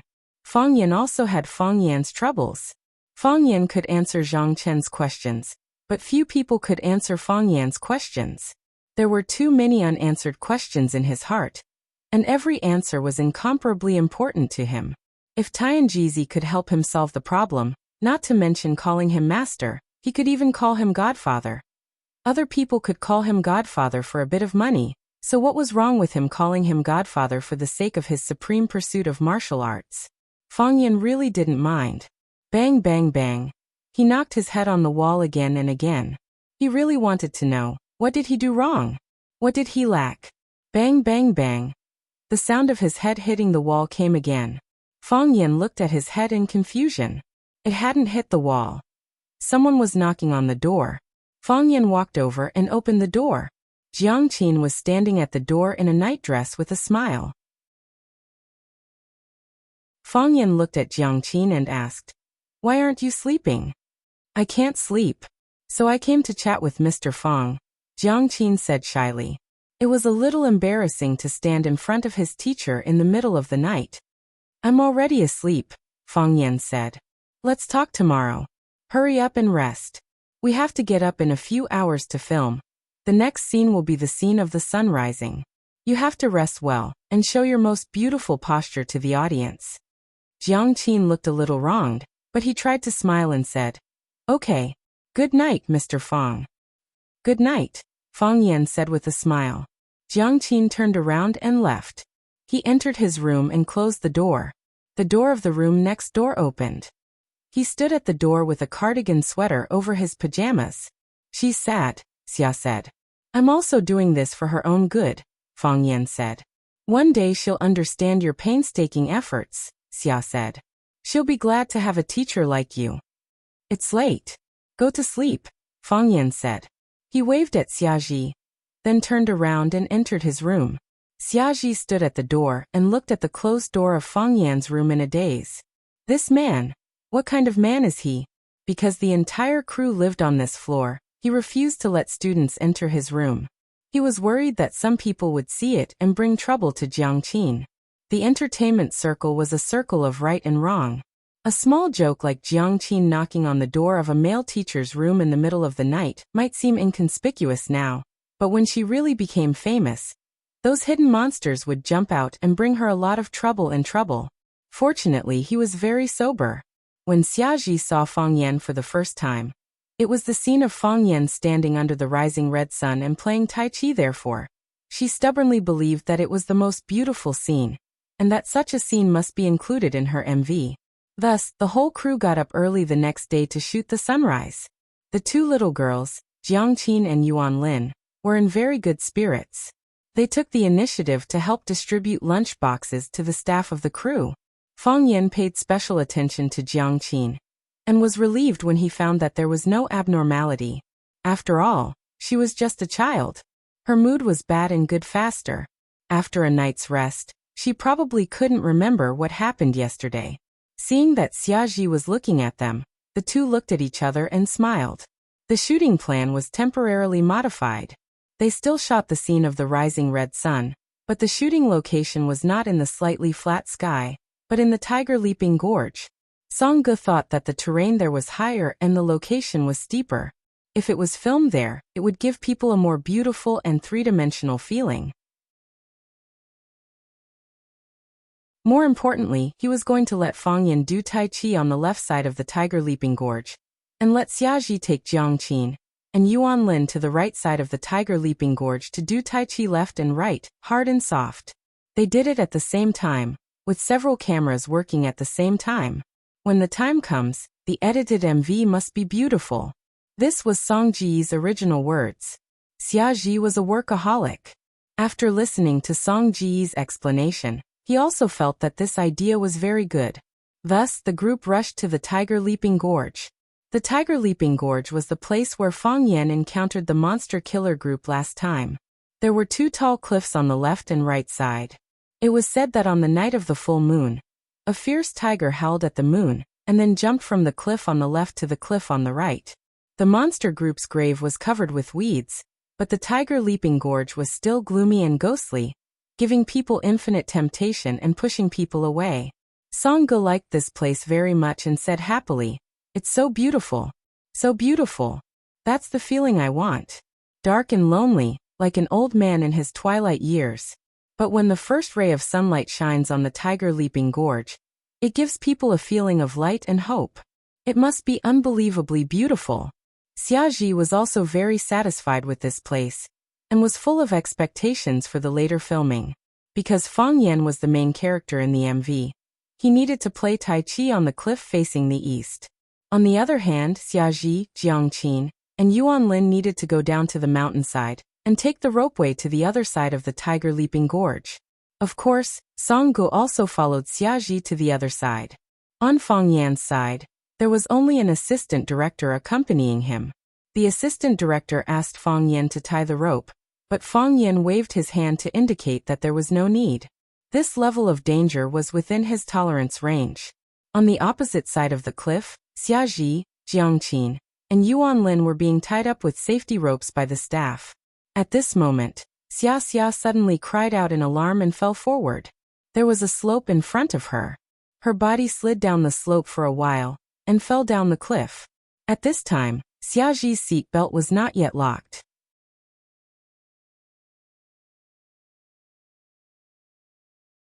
Chapter 295. In the blink of an eye, Summer, who was standing beside him, had fallen off the cliff. It happened too fast. It was so fast that it was hard for people to react. Songge and the others didn't even have time to make a frightened movement or make any sound. They just shouted something. The summer disappeared from their eyes. Of course, this was just the reaction of a normal person. Fang Yan was not a normal person. When he heard Summer's exclamation, he already felt that the situation was not good. When he saw Summer's head sliding down the slope, he already had a premonition of what was going to happen. Therefore, when Summer fell off the cliff, Fang Yan had already finished 2 consecutive run-up runs. He tiptoed on the edge of the cliff and his body quickly fell to the cliff, rushing towards Summer who was on the opposite side of the cliff. Whoosh! The wind was whistling in Summer's ears. She felt the cold wind of the canyon cutting her face. She felt her body was cold and stiff. Her mind was blank. She could only hear her own breathing and heartbeat. I'm going to die. She was really unwilling. Summer's heart was full of regret and regret. She was so young. She still had a lot of things to experience. She hadn't been in love. She hadn't fulfilled her music dream. She still had a lot of things to eat, and a lot of places to go. Strange, it wasn't her own heartbeat. Her heartbeat wasn't so hard, and her chest wasn't so wide. Summer opened her eyes and looked at Fang Yan's eyes. 1 second, or maybe even shorter. Fang Yan had already looked away, but she felt an unprecedented sense of security. This sense of security made her body no longer cold, the flesh on her face no longer hurt, and her mind returned to normal. Damn! Summer thought angrily in her heart. She was jumping off the cliff like Fang Yan. Why could she still feel safe? What was safe? Would it be safer to die together? Summer and Fang Yan had known each other for a while, but it was the first time she was so close to him. She looked at his side profile. It wasn't the kind of handsome European with a knife and axe. The curve was very soft. His eyes were very bright. They were falling fast, and his eyes were looking around like an eagle. He was about to die, so what was there to worry about? Xia suddenly felt her side collide with the edge of the cliff. No, Fang Yan hugged her and dove to the side. Fang Yan grabbed onto a long horizontal branch at the edge of the cliff. Because they were falling too hard, the tree branch creaked under their weight, and their legs kept swaying in the air. From rolling down the cliff to stopping, the summer felt as long as a century. However, to Fang Yan it was merely a breath's time. Everything happened in the blink of an eye. Fang Yan jumped off the cliff to intercept Xia Kiki. After gliding in the air for a few tenths of a second, Fang Yan hooked his hand and grabbed the tree trunk. Are you okay? Fang Yan finally had the chance to ask this question. I'm fine, Fang Yan Yu. She really couldn't understand why Fang Yan would jump off the cliff to save her. Didn't he say that she wasn't his type, and that they wouldn't have a future together? Was there a need to invest so much? Fang Yan didn't answer her question. He looked up at the sky and shouted, "Throw the rope down. Quick, put the rope down, put the rope down." Song Gu and the security assistants on the top of the mountain finally reacted. They put down the rope that was originally used as a safety rope and held the other end in their hands. One person, 2 people, 3 people, a dozen people. They lined up in a column, each holding a section of the rope, ready to pull Fang Yan and Xia Ji up. Fang Yan told Xia Chen to hug him tightly. For safety's sake, he used his own legs to clamp Xia Chen's legs tightly together. This posture was really too embarrassing and too ambiguous. Fortunately, Fang Yan and Xia Chen were both simple-minded beauty. No one would think so much, and no one would admit that they did. In this way, Fang Yan's 2 hands were completely free. He hugged the tree trunk with one hand and took the rope with the other hand and pulled hard. The group of people on the mountain moved toward the edge of the cliff. The rope was very soft and there were many factors that could not be fixed. Tie the other end of the rope to a big tree. Tie it tightly. Fang Yan shouted. This time it was not a joke. If the rope accidentally fell when he grabbed the rope and climbed up, it would be very difficult for him to grab the life-saving object that could stop them from falling. Or if someone on the top of the mountain was pulled down the cliff, Fang Yan would be powerless to help save them at that time. With casualties, this MV shooting would become an accident. The police and the media would get involved. The aftermath would be very troublesome and the impact would be very bad. This was the first time Fang Yan had experienced MV. He did not want to encounter such a bad thing at the beginning of his life. Quickly tie the rope to the tree. Song Ge became a headless fly and anxiously ordered. If something happened to Xia Chen, the Xia family might vent their anger on him. After all, he was the one who requested to come to Tiger Leaping Gorge to shoot the MV, and he was the one who came up with the idea. This kind of responsibility was not something he could bear. Xia Chen's security assistant was still rational and said, Director Song, if we tie the rope to the tree, we can't drag it. How can they come up? Song Ge thought about it, and also felt that something was wrong. Shouldn't Fang Yan tie the other end of the rope to him and Xia Chen, and the people on the top of the mountain should try their best to drag them up? They tied the rope to the tree trunk, and the tree would not help to drag them. Could it be that the 2 of them tied the rope and climbed up by themselves? How could they climb up? Is it tied? Fang Yan pulled the rope again and shouted, Mr. Fang, should we drag you up? Tie the rope to the tree. You don't have to worry about anything else. Fang Yan shouted. Creak, creak. The trunk of the small tree that Fang Yan was hugging was bent to the extreme. This small tree, which was as thick as the mouth of a bowl, was not enough to support the strength of 2 people. Soil began to roll down from its roots. Fang Yan, the tree is going to break. Xia Chen said with a pale face. It's okay. We have enough time. Fang Yan said. As he spoke, he had already grabbed the rope and did not let go. Even if the small tree broke immediately, they would not fall off the cliff. It's tied. Song Ge shouted from the top of the mountain. Fang Yan was worried and pulled hard. The rope was straight and hard, and the other end was tied very firmly. As long as the tree was strong enough, there should be no problem with the rope. All of you get out of the way. Fang Yan shouted. Song Ge looked around and asked, You said to get out of the way. Where should we go? No one answered, because everyone saw a horrifying and thrilling scene. They saw Fang Yan hugging Xia Chen with one hand, and holding the rope with the other. After wrapping the rope around his wrists a few times, he swung his body towards the cliff on the right. They were like 2 gourds on a vine, crashing into the stone wall on the other side. Both of his feet stepped on the cliff, and his body once again rushed towards the cliff on the left. Both of his feet stepped on the cliff on the left, and his body once again swung to the right. Back and forth, Fang Yan was like a naughty monkey playing on the 2 blades cliff. After borrowing strength several times, his body suddenly jumped high and jumped on top of Song Ji's head with Xia Chen in his arms. The hero saving the beauty had to be cool.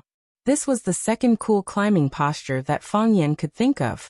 When Song Ge was still hesitating about where to hide, the security assistant pushed him away, which avoided the tragic fate of being kicked to the bottom of the cliff by Fang Yan and Xia Chen.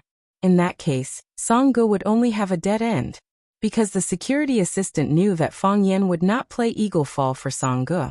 The security assistant really knew about safety. Xia Chen lay in Fang Yan's arms and gasped. Until now, she did not dare to open her eyes. It was too exciting. It was really too exciting. She had made many movies and TV series, climbed mountains, jumped over rivers, and even played high-altitude leaps on the skyscrapers of Dubai. However, that was when there was a steel wire hanging from it. Moreover, most of the actions in the film and TV series were completed by post-production. The scene that you think is cool and exciting may just be completed in the recording studio. However, Fang Yan made such an action with one hand grabbing the rope. This is simply challenging human cognition. Song Ge sat on the ground and looked at Fang Yan with her mouth wide open. She was speechless for a long time. He didn't know if he was stimulated or scared. Maybe it was both. The three security assistants of the crew stared at Fang Yan. A bearded man gave a thumbs up to Fang Yan. The bearded man was called Zhou Deqiang, the head bodyguard of Xiachen. Originally, he did not like Fang Yan very much. He thought that he was just a pretty boy who knew a few tricks. Because he was good-looking and glib, he was able to get Miss Xiachen's trust. This feeling was as complicated and contradictory as the princess guarded by the warrior was taken away by the prince, and the daughter raised by the father was about to be cheated away by the bastard son-in-law. However, with Fang Yan's quick reaction after Xiachen fell off the cliff and his ability to climb at high altitude, his ability could kill them dozens of times. He came over and wanted to pat Fang Yan's shoulder, but he felt that this action was a bit disrespectful to an expert. So he took his hand back. He looked at Fang Yan and said, "Master Fang, thank you.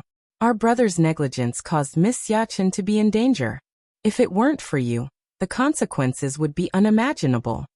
The other two security assistants also came over to thank Fang Yan. They were smiling on their faces, but they were crying in their hearts. With this guy here, they were afraid that they would lose their jobs, right?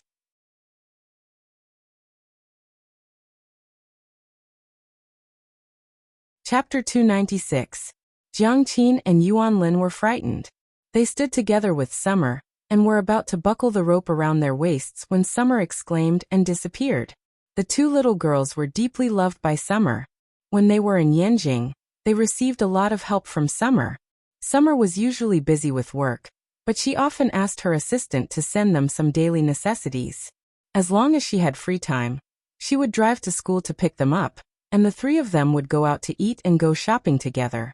Their relationship was not like that of master and apprentice, but more like that of sisters. Summer fell off the cliff. Their little faces were pale with fear, and their legs were weak. They couldn't even speak. Fortunately, Fang Yan chased after them and saved Summer. Only then did they recover some spirit and strength. Jiang Qin and Yuan Lin rushed over and cried while hugging Summer. Life and death separated by a thin line. If it weren't for Fang Yan, they could only see Summer's corpse now. Maybe they wouldn't see it because they couldn't go down the mountain in such a short time. Because Summer was still lying in Fang Yan's arms, the two of them also hugged Fang Yan. From a distance, it looked like the four of them were hugging their heads and crying together. Summer finally came to her senses. She got up from Fang Yan's arms, turned around and hugged Jiang Qin and Yuan Lin in her arms. She comforted them and said, "Why are you crying? I'm fine, aren't I?" "Sister, you almost." Yuan Lin wiped her tears, and her little face was red from crying. "I thought I wouldn't see you." "Yes. As soon as we looked up, we couldn't see you. Then we saw them running to the edge of the cliff. Yuan Lin and I didn't dare to go over. We were so scared." Jiang Qin's eyes were also red. "With your omnipotent Mr. Fang here, sister will be fine," Summer said with a smile. She adjusted her mentality very quickly. "Look, aren't I standing right in front of you?"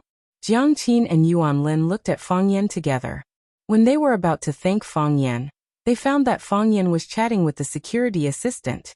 Fang Yan looked at the bearded Zhou Deqiang and asked, "Brother Zhou is a soldier?" Zhou Deqiang and his two brothers immediately became vigilant. They stared at Fang Yan and said, "Master Fang, why do you ask? He has been retired for at least 10 years, right?" Fang Yan said with a smile. "Although you've been away from the army for many years, your every movement still bears the mark of a soldier. For example, the way you stand, the tone of your voice, and some of the methods you use when you're on guard. You don't have to be nervous. I knew you were soldiers the moment I saw you. Master Fang has a good eye." Zhou Deqiang chuckled. "Protect Miss Summer well. She's a good person and deserves your attention." Fang Yan said. Zhou Deqiang looked at Fang Yan and said, Master Fang, have you ever considered following Miss Xia? Miss Xia is a good person and treats you differently. If you guard her, you'll have a better development in the future. Zhou Deqiang was also a smart person. He knew that the pavilion closest to the water enjoys the moonlight first. If Fang Yan was willing to be Xia Xia's bodyguard, perhaps the two of them would become an enviable couple. Miss Xia Xia had a good family background, good looks, and most importantly, she was kind-hearted, knowledgeable, and introverted. She was a good match for countless men. If Fang Yan could really get together with Xia Xia, it would be 100 times better than being a teacher in a middle school.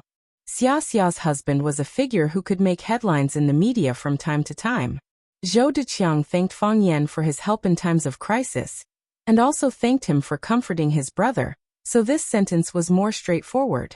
I just want to be a quiet teacher. Fang Yan refused with a smile.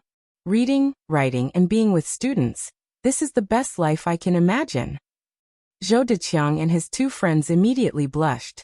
They felt that their hearts were too vulgar and dirty, and they were not worthy to talk and chat with Fang Yan. It was blasphemy to look at them. After the accident, everyone's mood was a little unstable. Under the security guard, the group of people retreated to the side of the road to drink water and rest. Song Ge was completely convinced by Fang Yan this time. No, it had risen to the level of worship. He now recalled how stupid it was to say that this guy had no talent and could not be used. He repeatedly expressed his gratitude to Fang Yan and hoped that they could contact each other more in the future. Fang Yan understood Song Ji's mentality and did not embarrass him anymore. Since there was no replacement for Xia Xia, he would not say anything more. Song Ge squatted in front of Xia Xia and said with a face full of fear, Xia Xia, it's all my fault. I really didn't expect such a thing to happen. If I didn't choose such a dangerous place to shoot, you wouldn't have encountered such danger. Why don't we change places to shoot the MV? Many people in the entertainment industry were superstitious. They believed in all kinds of gods. Every time they started filming, they would hold a starting ceremony and pray to the gods to bless them with smooth sailing and smooth shooting. Encountering an extremely dangerous thing during filming like today, almost causing casualties, made them feel that this was not an auspicious place. Changing the venue was also a matter of course. I almost fell off the cliff because I accidentally stepped on a snake. It has nothing to do with the venue you chose. Xia Xia said, if you think this venue is not good enough, we can change to a better one. However, if it's just because of this sudden accident, I think it's still better to shoot here. Fang Yan, what do you think? Next time, tie the safety rope. Fang Yan said. If I just happened to be dozing off or went to the toilet, wouldn't I not be able to chase after you to save you? Even if the others jumped down, they wouldn't be able to save you. Maybe they would fall even faster with you. A group of people laughed, and the oppressive atmosphere finally eased a little. Xia Xia nodded and said, Fang Yan is right. We still choose to shoot in Tiger Leaping Gorge, and we still follow the original shooting plan. However, we must do a good job with safety measures. Not only me, but also my dear and Shaolin. Every staff member must do a good job with safety measures. People who are not related to the filming should not go there. Just stand in a safe area and do the logistics work. Miss, this time we will do a good job with safety, Zhou Deqiang promised. Yes. Don't feel pressured. Xia Xia comforted. When everyone went to work, Xia Xia sat next to Fang Yan. Xia Xia looked at Fang Yan and said, You haven't answered my question yet. What question? Fang Yan asked. Why did you jump down? Xia Xia's bright and intelligent eyes stared at every frame of Fang Yan's facial expression, and asked aloud. Because I can. Fang Yan said. Xia Xia angrily kicked Fang Yan and said with a wry smile. What kind of answer is that? Do you think you're Wuxia mobile? I didn't think that much at the time. Fang Yan looked at Xia Xia and said. If I didn't have this skill, I might have made the same choice as them. I would have shouted for help, Summer fell down, and then I would have waited for you to completely fall down, followed everyone to the Grand Canyon to find you, waited for the police to come, waited for your memorial service, and maybe even shed some tears. However, with this skill, I know I can save you. I know how I should save you. And I have to save you. That's why I jumped. Is that the reason? Xia asked. There was some regret, a little sadness, but also a sense of relief and joy. After surviving a disaster, there will be good fortune. Xia thought, it must be like this, right? That's the reason. Fang Yan said. It's not as complicated as you think. If Song Ge fell down, would you save him like this? Xia didn't know why he would ask such a boring question. Isn't this kind of unreasonable question that a 17 or 18-year-old girl would ask when she's acting coquettishly with her boyfriend? It's impossible to happen or hasn't happened yet, and you have to find a definite answer. Isn't this making things difficult for people? Could it be that she had suddenly contracted the princess syndrome? Save. Fang Yan said. You're not a broad-minded man. Because he's your compatriot? Xia broke the casserole and asked to the end. I'm not a broad-minded man, but I'm not a narrow-minded man either. Everyone has a family, parents, and children. If something happens to them, the ones who will be hurt the most will be the ones who love them the most. If I can save a family from a tragedy, I'm willing to do whatever I can to save them. This is the meaning of my martial arts. This is the meaning of the existence of Kung Fu. Fang Yan said with a dignified expression and a sincere voice. I just can't stand to see others cry. You guys are so great. Xia said. She was very glad that there was such a group of Wuxia martial artists, which gave them a sense of security. Americans have Spider-Man and Batman. Can't Wuxia have her own superhero? Besides, only after you save them can you see how grateful others are to you. Fang Yan said. At that time, your heart will be like drinking a bucket of ice water on a hot day. You will feel that your whole life has been sublimated. My heart is very happy. Fang Yan looked down at the pool of blood on his pants and was shocked. He said, Why am I bleeding? It doesn't make sense. He didn't encounter any danger at all. His actions to save people were very smooth, and the process was very smooth. How did he get hurt? What's more, he was safe and didn't feel any pain. Xia's face suddenly turned red. She fiercely glared at Fang Yan and said, It's my blood.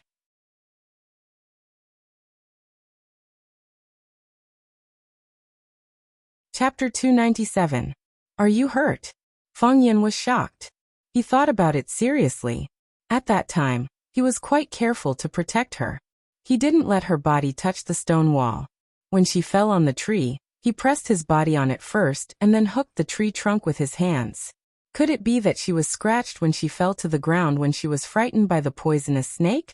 Xia, the intellectual beauty, was also angry with Fang Yan. Her cheeks were red and her eyes were dripping water. She said angrily, You did it on purpose. I didn't do it on purpose. Fang Yan explained.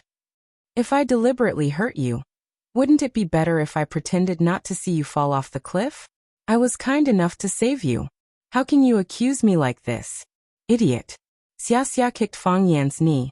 She got up and walked towards Jiang Qin and Yuan Lin. Remember to change your pants. Inexplicable. Fang Yan looked at the red blood on his trousers and said, Drama crew, please help me get a new pair of pants. There was still filming in a while. Fang Yan didn't want to play Tai Chi in a pair of blood-stained pants. Fortunately, he discovered it in advance. If it was discovered by the audience in the music video, it would be a great shame. Since Fang Yan performed a difficult ultimate teacher version of the hero saving the beauty in public, the entire crew regarded him as an idol and the number one person who couldn't be offended. His ranking was even higher than Xia. In this high mountain, if he accidentally fell down, he hoped that the hero could save him once, right? Besides, if he offended someone and they beat him up, he wouldn't have the chance to fight back. Presumably, his good colleagues and friends wouldn't help him. Therefore, everyone agreed to Fang Yan's request. As soon as Fang Yan shouted that he needed to change a pair of pants, two girls from the drama crew immediately ran over with several pairs of pants and asked Fang Yan which one he needed. Moreover, a round-faced girl blushed and asked Fang Yan if he needed her help changing pants. After all, she was a professional in this area. Fang Yan refused. Did they think they were 3 years old? He couldn't even do something as simple as changing his pants? It was too infuriating. Due to the incident of falling off a cliff in the summer, the production team raised the safety level to an unprecedented level. Other than the actors and cameramen, everyone else retreated to a safe area. Several security assistants whipped all the surrounding bushes with sticks. If there were any venomous snakes or scorpions, they would either drive them away or beat them to death with a stick. They were also holding back their anger in their hearts. If it wasn't for that poisonous snake rushing to Xiaxia's feet, they wouldn't be so passive right now. Fang Yan went to the opposite cliff. Walk over there. Ordinary experts would not easily make a move, and those who did so were definitely not peerless experts. In this regard, Shimen Chuishui was very arrogant and pretentious. He first announced to the Jianghu, "If a sword is not unsheathed, blood will be shed." When an enemy came to challenge him, he killed him with a single slash. His friend came to challenge him, and he killed him with a single slash. Her son came over to challenge her, and she secretly beat him up, pretending that nothing had happened. In this way, who would dare to challenge him? No one dared to challenge him, and he was able to maintain his reputation of being undefeated. Therefore, Fang Yan always felt that Shimen Chuishui was the smartest person in the Jianghu. Assistant Director Wang Ke treated Fang Yan differently this time. He personally walked to Fang Yan with the safety lock and asked, "Master Fang, you don't need this thing, do you?" "I don't need it," Fang Yan said. He wanted to do Tai Chi without any scruples. What was a rope tied around his waist? But the others must be tied up. Understood. Understood, Wang Ke said with a smile. How can they be compared to Master Fang? We were just talking about how you can see a tiger jumping from one cliff to the other on a full moon night. Although we didn't see a real tiger jumping, we saw Mr. Fang jumping off the cliff. He jumped off the cliff to save someone. This is much more exciting than a tiger jumping off a cliff. It's just a small trick. Director Wang, you flatter me, Fang Yan said with a smile.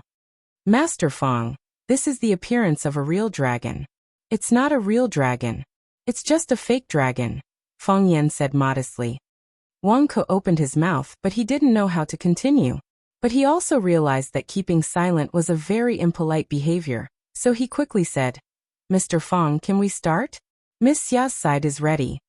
Fang Yan looked at the opposite cliff. Xia, Jiangqin, and Yuan Lin were dressed in black and stood in a triangle. Xia stood at the front, while Jiangqin and Yuan Lin stood on the left and right of her. The three girls were beautiful and charming. Wearing Tai Chi, they gave people a feeling of valiance.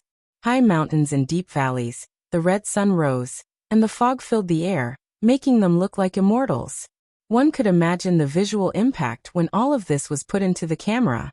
Song Ge raised her hand and shouted, Action! Wang Ke shouted at the same time, Start! So Fang Yan bowed slightly, held his hands in a circle, and began to draw a circle with the tip of his foot. Summer also began to dance. Xia pushed her hand, and Jiangqin and Yuan Lin followed. Xia turned around, and Jiangqin and Yuan Lin also turned around at the same time. Several cameras moved at the same time, capturing the people on both sides of the cliff, and making a moving picture. As the sun rose, rays of sunlight shone down, painting Fang Yan's body with a layer of gold. Even the mountains, the trees, the flowers, the grasses, and the pitch-black stones began to shine with a golden light. However, in the place where the sun didn't shine, the darkness was still sleeping, and the evil was still spreading. A man whose entire body was covered in green was lying flat on the grass, his mouth emitting a soft hissing sound. He took out a shiny leather bag from his bosom and opened it. A small snake with a fiery red body crawled out of the bag. The snake had no eyes, but it had a keen sense of smell. Urged by the hissing sound, it jumped up and rushed toward the forest in the distance. The man's triangular eyes showed a happy smile. He shook the leather bag and said in a very strange voice, After drinking this bag of tonic, Little Red will complete the third transformation, right? What color will it become at that time? I'm really looking forward to it. Bastard! A clear shout suddenly came from behind him. The triangular-eyed man was shocked, and his body bounced on the ground and jumped up. He had short hands and feet, and there was a black mole on his face with red hair. His face looked quite strange. When he got up, he had already screwed the lid of the leather bag to prevent a drop of the liquid inside from leaking out. The triangular-eyed man stared at the Taoist priest on the tree. His voice was hoarse as if his vocal cords had been torn. He shouted angrily, "Who are you?" His expression was very vigilant, and his eyes were staring at the man in front of him. When he was invisible, he would set up a large formation of spiritual insects within 100 meters. Whenever there was a slight movement, the poisonous insects would make a sound to warn him. However, this Taoist priest came without anyone noticing. The spiritual snake formation was nothing, and he didn't even notice when he was a few meters away from him. It was really too strange. "Was the thing you released just now a blood eater?" Tianjizi asked coldly. "Who are you?" the triangular-eyed man asked again. "You nourish your blood with poison, feed your snake with poisonous blood, and know how to set up a large formation of poisonous insects. Are you the Xiangxi Snake King?" Tianjizi exposed the triangular-eyed man's identity. "Who are you?" The Snake King felt extreme danger. This man had broken through his spiritual snake array and exposed his identity.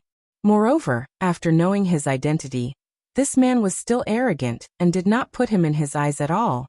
He was a little annoyed. "It doesn't matter who I am. A poisonous creature like you, who is neither human nor ghost, should be killed by everyone," Tianjizi said coldly. He didn't even want to tell others his name. The meaning of this sentence was very simple and straightforward. I can kill you, but you don't need to know my name, because killing you is not something to be proud of. Go to hell. Tianjizi jumped up and struck with his palm. It was a light palm. Boom. The place where the Snake King was standing was smashed into a hole. The Snake King rolled on the ground. When he got up, his face was covered in blood. He was as sinister as a snake, as cunning as a snake, as ghostly as a snake, and as vicious as a snake. He appeared and disappeared unpredictably. The name of the Xiangxi Snake King could stop children from crying at night, and adults from urinating frequently. He was known for his speed. No one could keep up with him since he started his cultivation. However, he was unable to dodge the Taoist priest's palm strike. Tianjizi's body was still floating in the air. What was even more strange was that his feet stepped on the air and continued to rise in the air. He also twisted his body at the same time. If Fang Yan saw this, he would be so shocked that he would be speechless. The Wudong sect had the cloud-climbing ladder. It was regarded as the secret Qinggong of the Wudong sect. If that was all, Fang Yan wouldn't think it was too amazing. More importantly, this Taoist priest wasn't using the cloud-climbing ladder. He was using the more advanced heaven-climbing ladder. His ability to stay in the air was so powerful that it made people's hair stand on end. It really made people want to hug his leg and call him Godfather. The Taoist priest was surprised that he didn't kill the Snake King with his palm. This how was really insulting. It meant that he was still alive, and that it was unbelievable that he did not die from a single slap. Although the Snake King lived in seclusion in the valley, he still understood the emotional changes of humans. He wiped the blood off his face and was about to fight back. The Taoist priest's legs were floating in the air. He rushed toward where he was and struck again.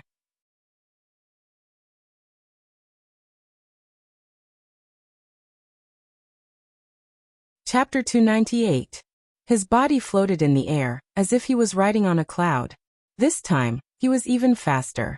His raised palms looked ordinary and didn't have any special effects, but it was more dangerous for the Snake Lord. Because he had lived with snakes for many years, eating and sleeping with them, he had the sensitivity and vigilance of a snake. He could sense danger. The Snake Lord was furious. He didn't do anything to provoke him, but he was doing bad things. Why did the bastard old Taoist want to kill him? His lips puckered up, and a shrill whistling sound came from his mouth. Snake Chariot. It was a high-level secret technique that could control poisonous snakes. He used the Snake Chariot to urge the poisonous snakes to fight for him. This was a fighting method that used sound to tempt people.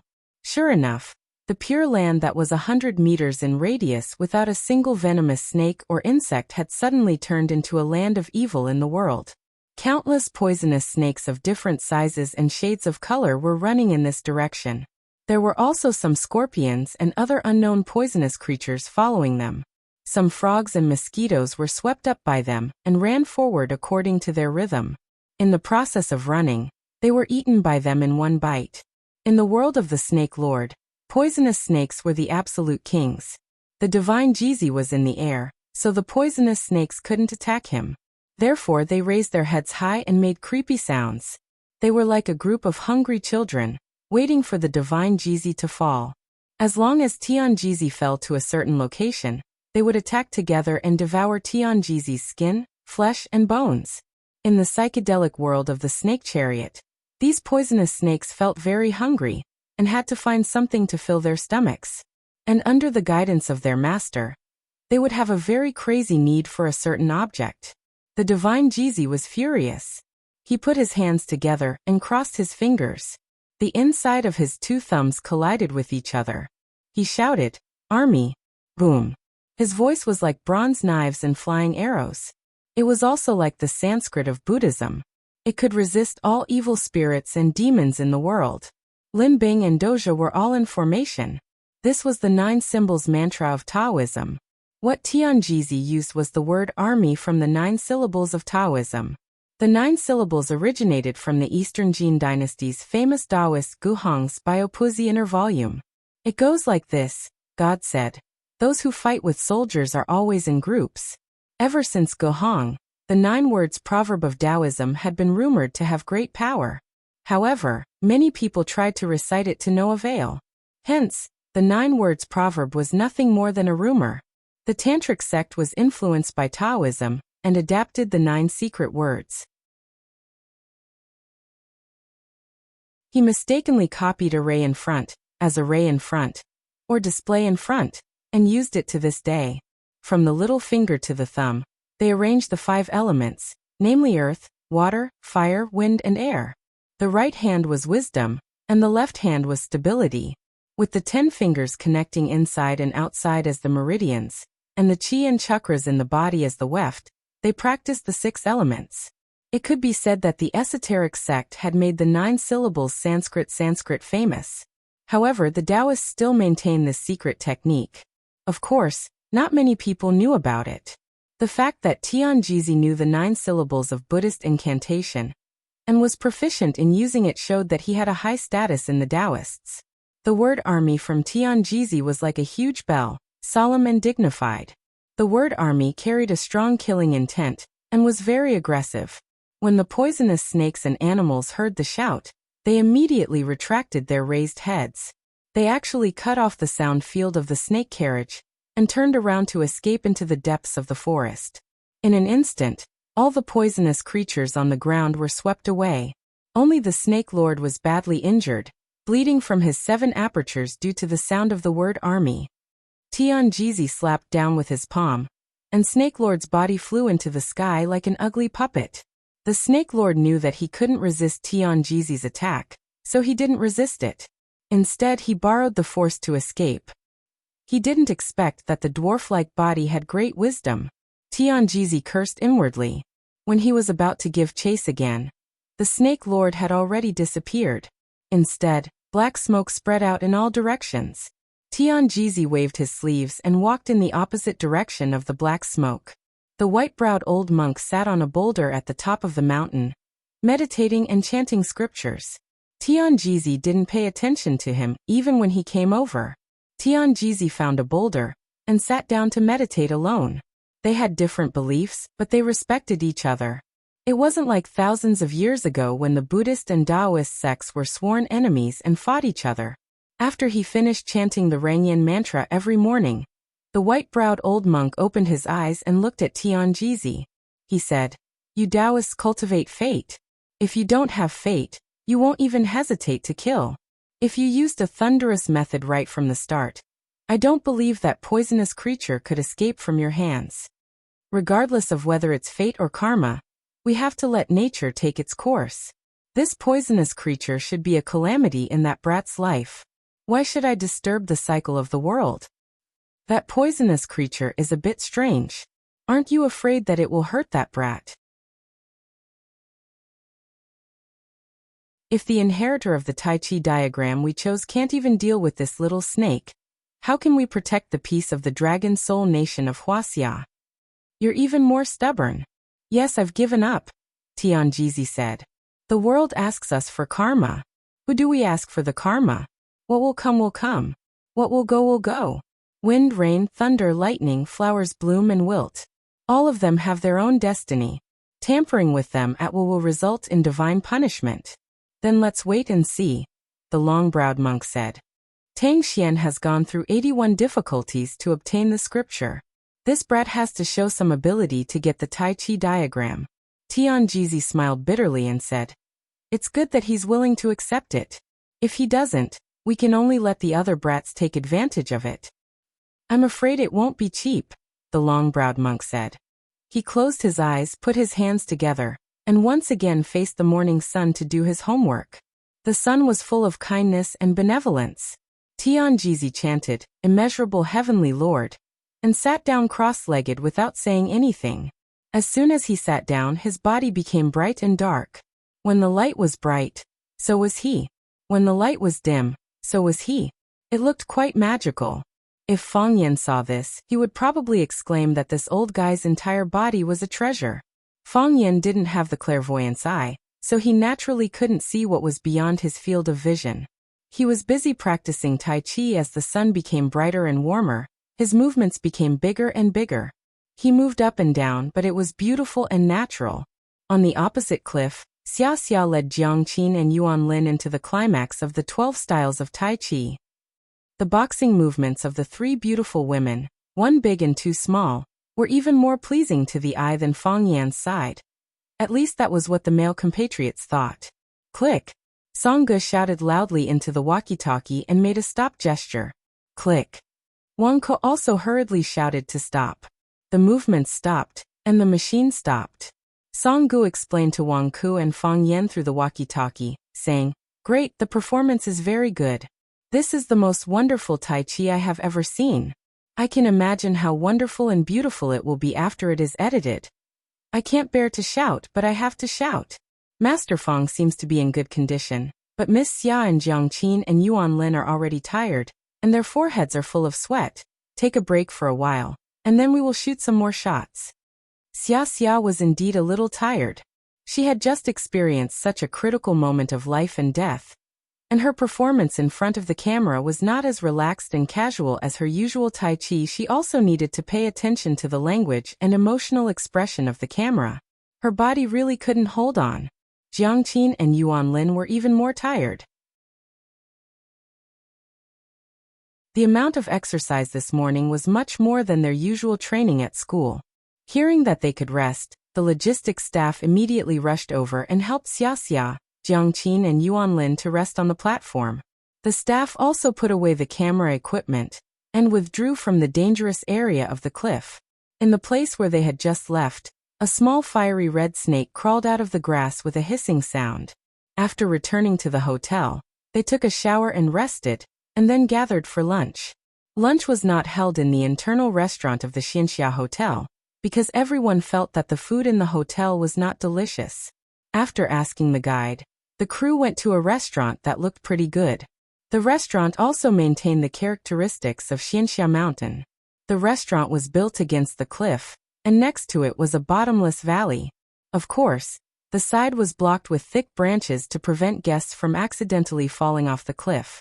Mountain mushroom chicken, wild vegetable flour fried wild eggs, fresh bamboo shoots fried with twice-cooked pork, white radish stew, with a lot of chili and spices. It was full of aroma and spiciness, and everyone was sweating profusely. Song Ge raised the cup of farm-brewed sour plum wine and said loudly, The food is so delicious that I haven't had time to say until now. Everyone has worked hard today. Come, let's have a toast. Everyone raised their cups at the same time, and drank the sour plum wine in one gulp. Fang Yan liked the taste of this kind of sour plum wine very much, and he could taste it. This plum wine added several herbs from the mountains, which had the effect of promoting blood circulation and removing blood stasis, strengthening the kidneys and healthcare, and was very effective for subhealthy people. Fang Yan was going to buy more from the boss when he left, and bring it back for his grandparents. Lu Chaoga's aunt could also take some, and that woman's physical condition was even more worrying. If she also went, Lu Chaoge would be alone in this world without a relative. Even Xia Xia, Jiangqin, and Yuanlin drank it all in one gulp, and did not act perfunctorily. At this moment, Fang Yan suddenly heard a slight noise in the grass behind him. He listened attentively, and a red line came to the back of his neck. It was as fast as a meteor, incredibly fast. Before anyone noticed anything wrong, Fang Yan turned 90 degrees like lightning. He picked up the red line with his chopsticks. A surprising scene appeared. The red line felt danger, and actually changed direction to escape sideways.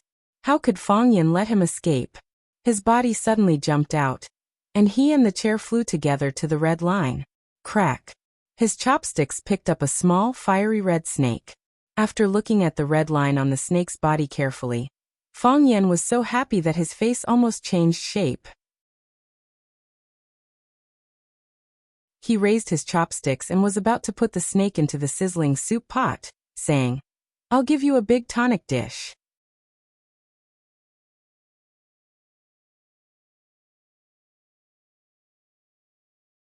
Chapter 299. Fang Yan often felt very lonely. For example, when a person didn't know what to eat for dinner, or when a person forgot to bring paper while squatting in the toilet, or when he wanted to put the blood eater into the pot of soup but no one agreed. He felt that no one understood him. "Fang Yan, don't put that kind of dirty thing into the pot. Throw it away." Xia Xia looked at the fiery red earthworm-like object in the middle of the chopsticks in Fang Yan's hand, and said while suppressing her disgust. She felt her stomach twitching at a glance. How could she throw it into the soup pot? Who would dare to eat that kind of thing? "Mr. Fang, hurry up and trample it to death. It's so disgusting, I have goosebumps. What is that thing? Earthworm? Or snake?" Jiangqin also couldn't stand this kind of ugly mollusk. She was most afraid of soft things like earthworms or snakes. "Mr. Fang, raise your chopsticks." "Yes, that's it. I'll take a picture and send it to my circle of friends." "Okay, I'm done, you can throw it away." "Throw it off the cliff, it's uncomfortable to look at." Yuan Lin's mentality was quite good, but her suggestion was still to throw this thing away. Others also wanted to suggest that Fang Yan throw this thing away, but because their relationship with Fang Yan was not as close as that of Jiangqin and Yuan Lin, and because of the threat of Fang Yan's powerful force, they didn't dare to say it. Songgo opened her mouth, but finally decided to temporarily stand aside. "It's just a pot of soup, it's fine if it's ruined, but it's not good to offend Fang Yan. Throw it away." This group of prodigal women, they don't even know how precious this thing is. Things like ginseng, deer antler, bear paw and so on are not even dregs in front of it. This kind of snake is called the blood eater, raised with poisonous blood. Every time it sheds its skin, a cycle will occur. There are already 2 white lines on its body, and one has already appeared, which means that it is about to have 3 cycles. After 100 revolutions, the snake could transform into a flood dragon. The flood dragon experienced thousands of tribulations, ascended to become a dragon, and controlled a region of rainwater. Of course, this was just a myth.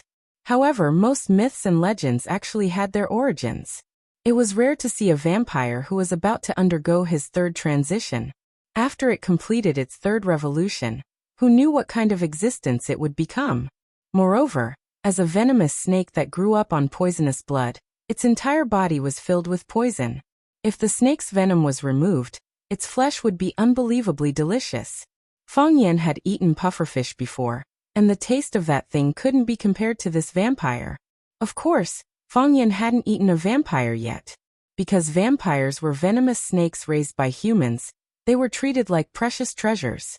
Who would be willing to use one to make snake soup? Fang Yan gently sighed and said, "Since no one is willing to share it, then I will enjoy it alone. You can't say that I'm eating it alone." Fang Yan turned to the owner of the restaurant who had rushed over after hearing the news and said, "Prepare a glass bottle for me. The kind you use to make wine." "All right. Our restaurant makes our own plum wine. Sometimes, when customers like it, they will ask us for a few bottles to bring back to show filial piety to their elders. So our restaurant specially prepared a lot of glass bottles that can hold up to half a caddy." I will prepare them for you right now, the owner said. Master Fong, you want to use it to make wine? Song Go asked curiously. Yes, Fong Yan said. Let me tell you, this snake wine is good stuff. Not to mention mosquito bites and all kinds of snake venom, it can even get rid of malignant tumors. Of course, you have already rejected my good intentions, so this thing is mine alone. It's that magical? Song Go asked uncertainly. It can also strengthen the kidneys, Fong Yan said softly. Regret appeared on Song Ji's face and she said, Then when Master Fong's medicinal wine is done, I will ask for a cup to drink. No problem, Fong Yan said with a smile. That is, if you still have it when you come. Seeing Song Ge staring at the vampire in the middle of the chopsticks, Fong Yan raised the vampire and handed it over, saying, For you? Song Ge was so scared that she kept stepping back. She was still afraid of this weird thing. The owner quickly brought over a glass bottle with a rubber stopper. Fong Yan let the owner pull the stopper, and then used the chopsticks to stuff the vampire in. This thing didn't have eyes, but it was extremely sensitive. As soon as Fong Yan let go of the chopsticks, it turned around and wanted to escape. Unfortunately, it wasn't as fast as Fong Yan. Fong Yan had already stuffed the cork back into the bottle and blocked it inside. Give me half a caddy of white wine. The strongest wine you have here, Fong Yan said. Then Central Plains white? 65 degrees. The owner said. Oi, that's it, Fong Yan said. So Fong Yan poured a bottle of Central Plains white with 65 degrees into the glass bottle. As soon as the white wine was poured in, the vampire desperately struggled and dodged in the bottle. Obviously, it liked fresh blood, not this stimulating alcohol. Fong Yan closed the bottle and let it roll around inside. Bang bang bang. His strength was so great that the glass bottles were banging noisily from his slaps. Moreover, when Fong Yan deliberately put the bottle on the table to observe, the bottle kept shaking on the wooden table, as if it could fall or fly away at any time. Screech, screech, screech. The sound coming from its mouth became louder and louder, and then quieter. After 10 minutes, it finally stopped moving. Is it dead? Yuan Lin asked curiously. The little girl was very interested in new things, and she was the only one who ran behind Fong Yan to watch. Because she was lazy, she even put her chin on Fong Yan's shoulder. It's pretending to be dead, Fong Yan said. If we don't soak it for 7 days and 7 nights and open the bottle, it might escape. Of course it will escape if it bites someone to death. This kind of snake is very vengeful. Everyone's hair stood on end. Xiaji said. Really? This snake, it knows how to cheat? What kind of animal doesn't know how to cheat? Fong Yan said with a smile. People have their own ways to protect themselves, and animals also have their own ways to protect themselves. Besides, snakes are sinister creatures, so it's not strange that they know such strange tricks. Seeing such a monster swaying in front of them, everyone lost their appetite. Fong Yan looked at everyone and said with a smile, Are you all full? If you are, let's go back. I can also take this thing under the sun. On the way back to the hotel, everyone stayed away from Fong Yan, who wouldn't panic if they saw him holding a bottle like that, as if he was hugging his own son with a face full of love. After escorting everyone back to the hotel safely, Fong Yan returned to his room. Holding the glass bottle in his hand and looking at the vampire that was pretending to be dead, Fong Yan's face became cold. Conspiracy. This was a killing trap. The snake that jumped at Xiaji shouldn't have jumped out by accident, right? The snake was controlled by someone and scared the defenseless Xiaji on the top of the mountain. Xiaji accidentally fell off the cliff, and the only person who had the ability to save Xiaji was himself. If the person behind the scenes continued to attack while he was flying down the cliff to save Xiaji, he and Xiaji would probably be in fatal danger. Why didn't he attack immediately? And the vampire in his hand didn't attack until it was time to eat. If it had appeared when Xiaji fell off the cliff, then the situation might have been very different, right? Fong Yan didn't know that when the Snake Lord was about to control the poisonous snake to give Fong Yan a fatal blow, he was attacked by Tianjizi. Without the control of the snake chariot, the vampire's ability was greatly reduced, and he lost the best opportunity to attack. Who on earth dug such a big hole? and wanted to bury himself in it. Fang Yan always felt that he was a good person. But why did a good person have so many disasters? I'm just a king talker. I'm not a big evil person. Why does everyone have to make life difficult for me? Fang Yan put the glass bottle on the windowsill, where the noon light shone. Sure enough, the vampire in the bottle was most afraid of sunlight. His body rolled and twitched in the bottle again. Fang Yan ignored it, closed the door and left the room. Big hole. Blood.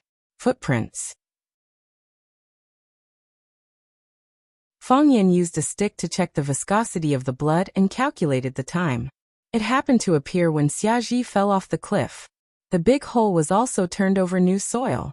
According to Fang Yan's eyes, it was blasted out by someone's energy because the soil was too broken and turned into powder. Only strength qi could indiscriminately grind the soil into powder. Fang Yan's expression was solemn. What kind of person could have such internal strength? Also, the person blasted it down from the sky, which was why the hole felt like it was being compressed.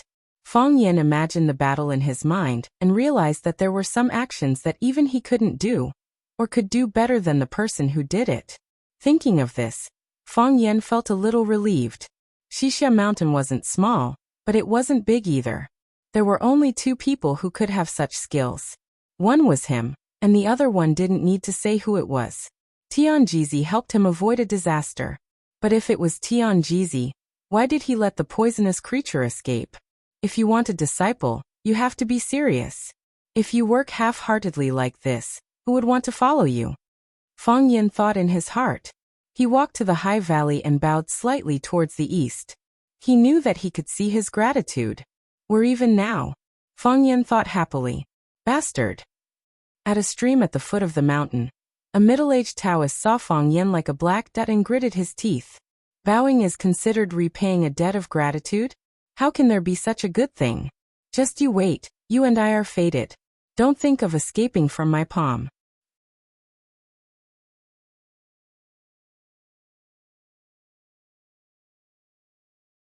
Chapter 300.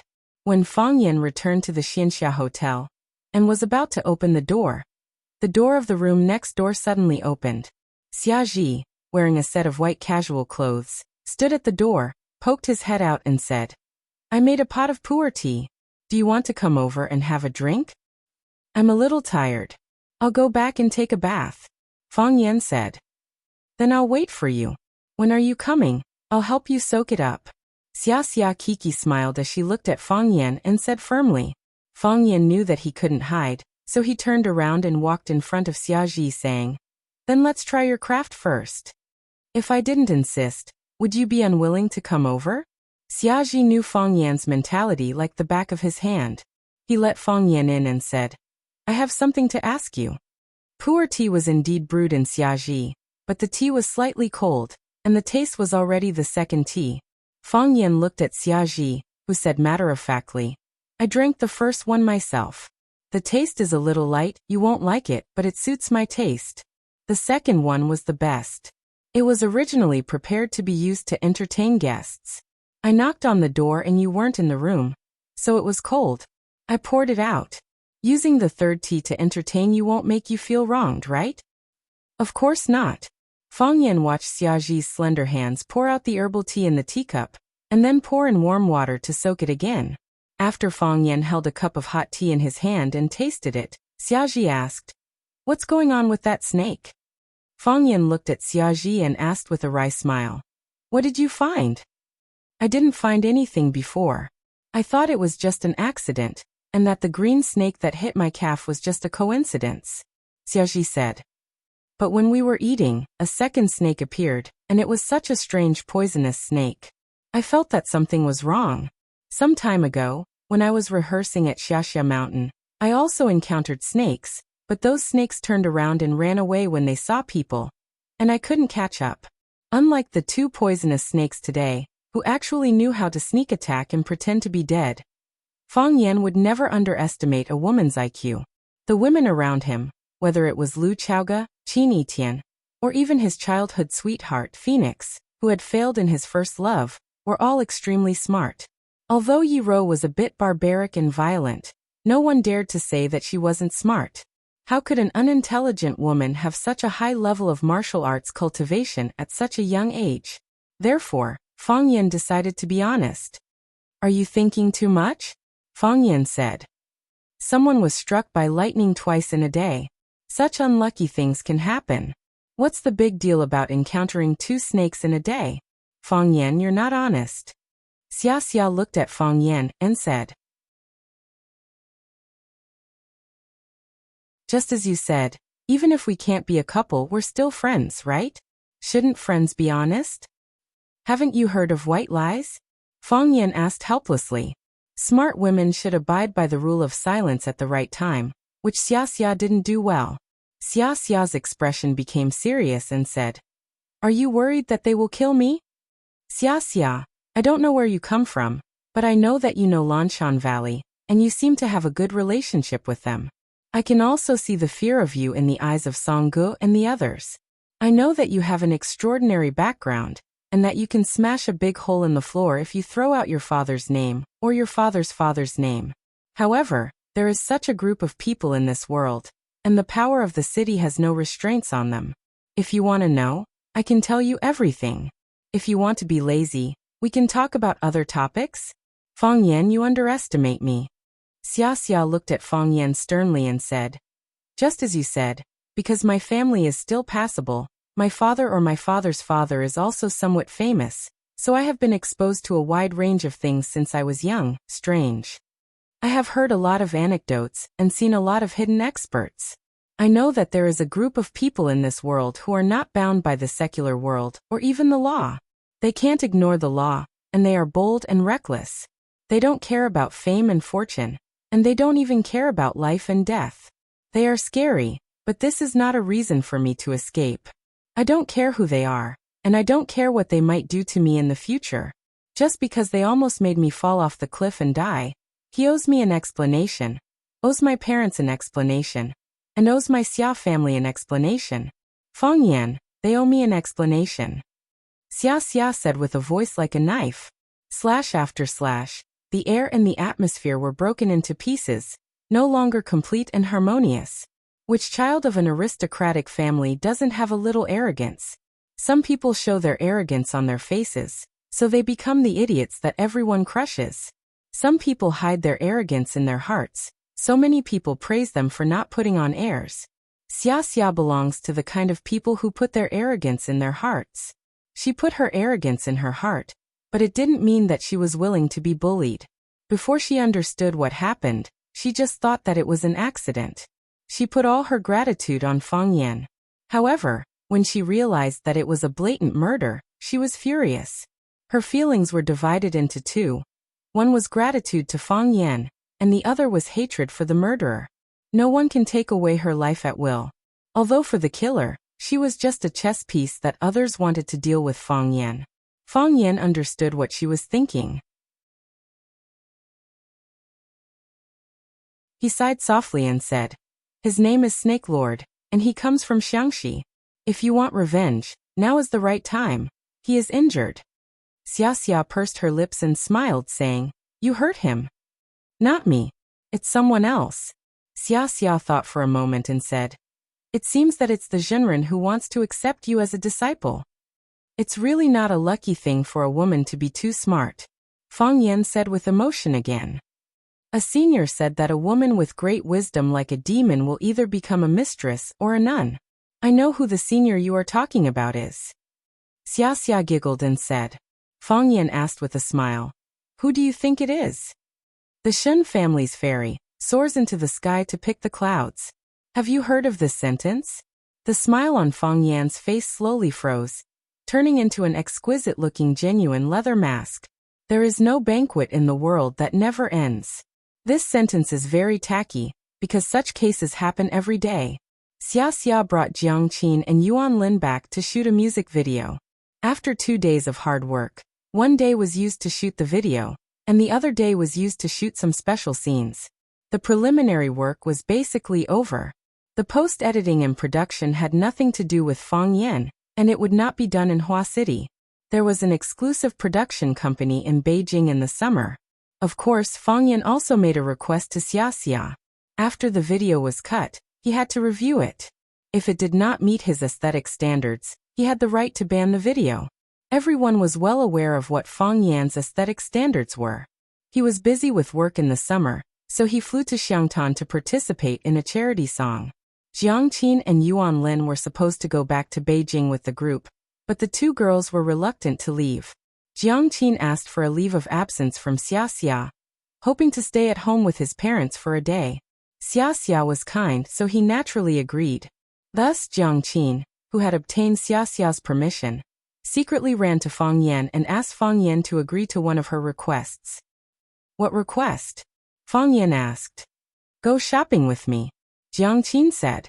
Fang Yan had a headache and said, we are an adult and a child.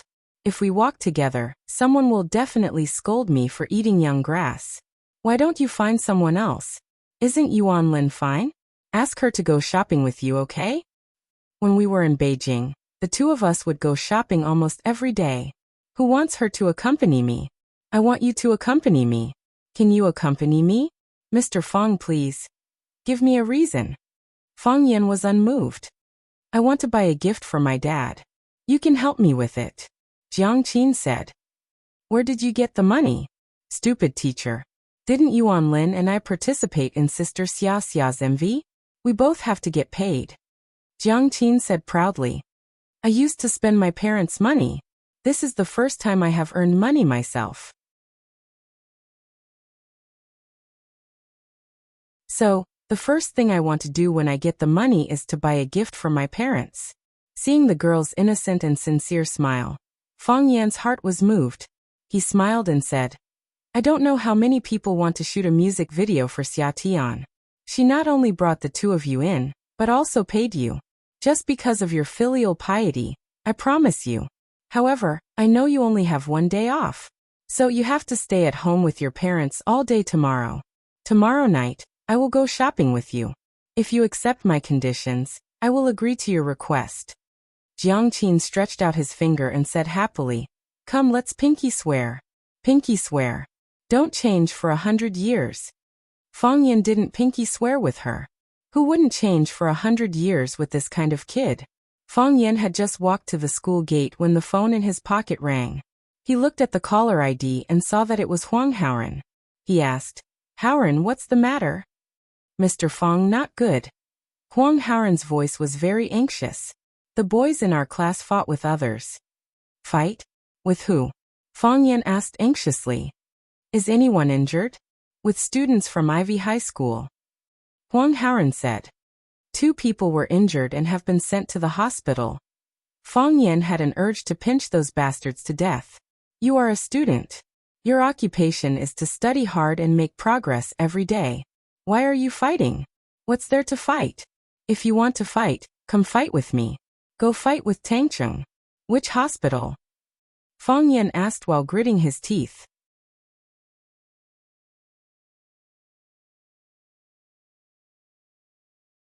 Chapter 301. As soon as Fang Yan hung up the phone, someone shouted in his ear, Mr. Fang, what are you doing?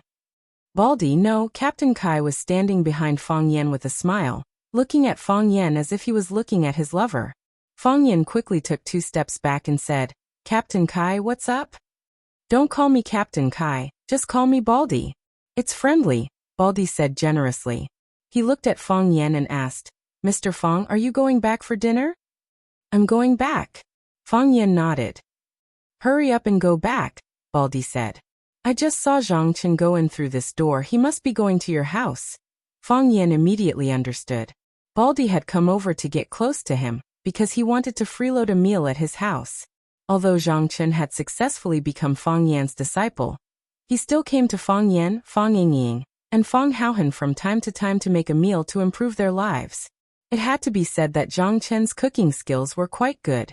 It could be said to be professional.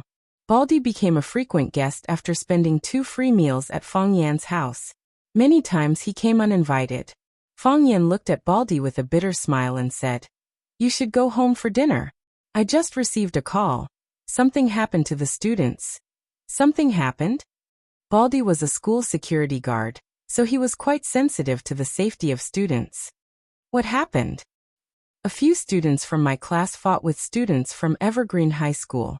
2 others were injured and hospitalized. Fang Yan explained as he walked quickly to the side of the road, ready to hail a taxi. I have to go to the hospital. Baldy grabbed Fang Yan and said, Don't wait. It's rush hour now. You might not be able to hail a cab, even if you wait for 2 hours. Let's go, I'll drive you. Fang Yan was shocked and said, Baldy, you bought a car? I bought it a long time ago, Baldy said arrogantly as he ran to the school gate. Fang Yan sighed in his heart. He thought to himself that the job of a school security guard was very lucrative. He could buy a car even without a rank. This is the car you bought. Fang Yan roared angrily. That's right. Baldy drove the car on the road, rampaging through the traffic and the sea of people like a fish diving into the sea, like a bird diving into the forest. Fang Yan thought that he might as well strangle the Baldy to death. In any case, when he saw those bastards fighting later, he would strangle a few of them to death. Killing one was killing a group was also killing. Baldy held the handlebars and nimbly avoided 2 young couples crossing the road. He explained to Fang Yan, who was sitting in the back without saying a word. The whole city is congested now. Only my car can run fast. From his explanation, Fang Yan could actually hear a faint sense of aloofness and pride. When they arrived at the entrance of the affiliated hospital, Baldy stopped the car and said, You go find your students first. I'll find a place to park. There are more and more cars these days, and it's hard to find a parking space. Fang Yan jumped out of the back seat of the electric car. Baldy's short legs scratched the ground, and then he drove the electric car in the direction of the car shed. Fang Yan quickly ran to the inpatient department, and as he ran he called Huang Haoren. Which floor? Room 301 on the 3rd floor. Okay, I'll go there now. Their teacher is coming? Okay, you guys stay here first. I'll be there soon. Fang Yan didn't wait for the crowded elevator, and he ran directly to the 3rd floor. The entrance to the corridor was room 301, and Huang Haoren was already waiting at the staircase. It wasn't a big deal for Fang Yan to joke around with the students normally, but when the students made a mistake, he had to take it seriously and punish them severely. If you don't take this matter to heart, then they won't even consider it a big deal. They would do even more outrageous things in the future.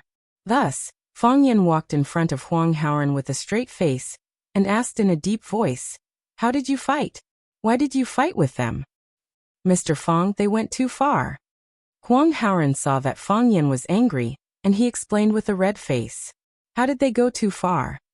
Didn't Tangqing represent our school in the Huaqing High School basketball tournament? When the finals were held in the Huaqing Stadium, Tangqing had a conflict with the captain of the Ivy League high school basketball team. You know how strong Tangqing is. At that time, the captain didn't get any advantage, so he held a grudge. Today, when Tangqing and we were having afternoon tea at Baishatang, the basketball captain also brought his team over. When he saw that he had the advantage in numbers, he deliberately called our Rosefinch High School trash, saying that we were all trash produced by a trash school. He also called Mr. Fang. What did they call me? Fang Yan asked.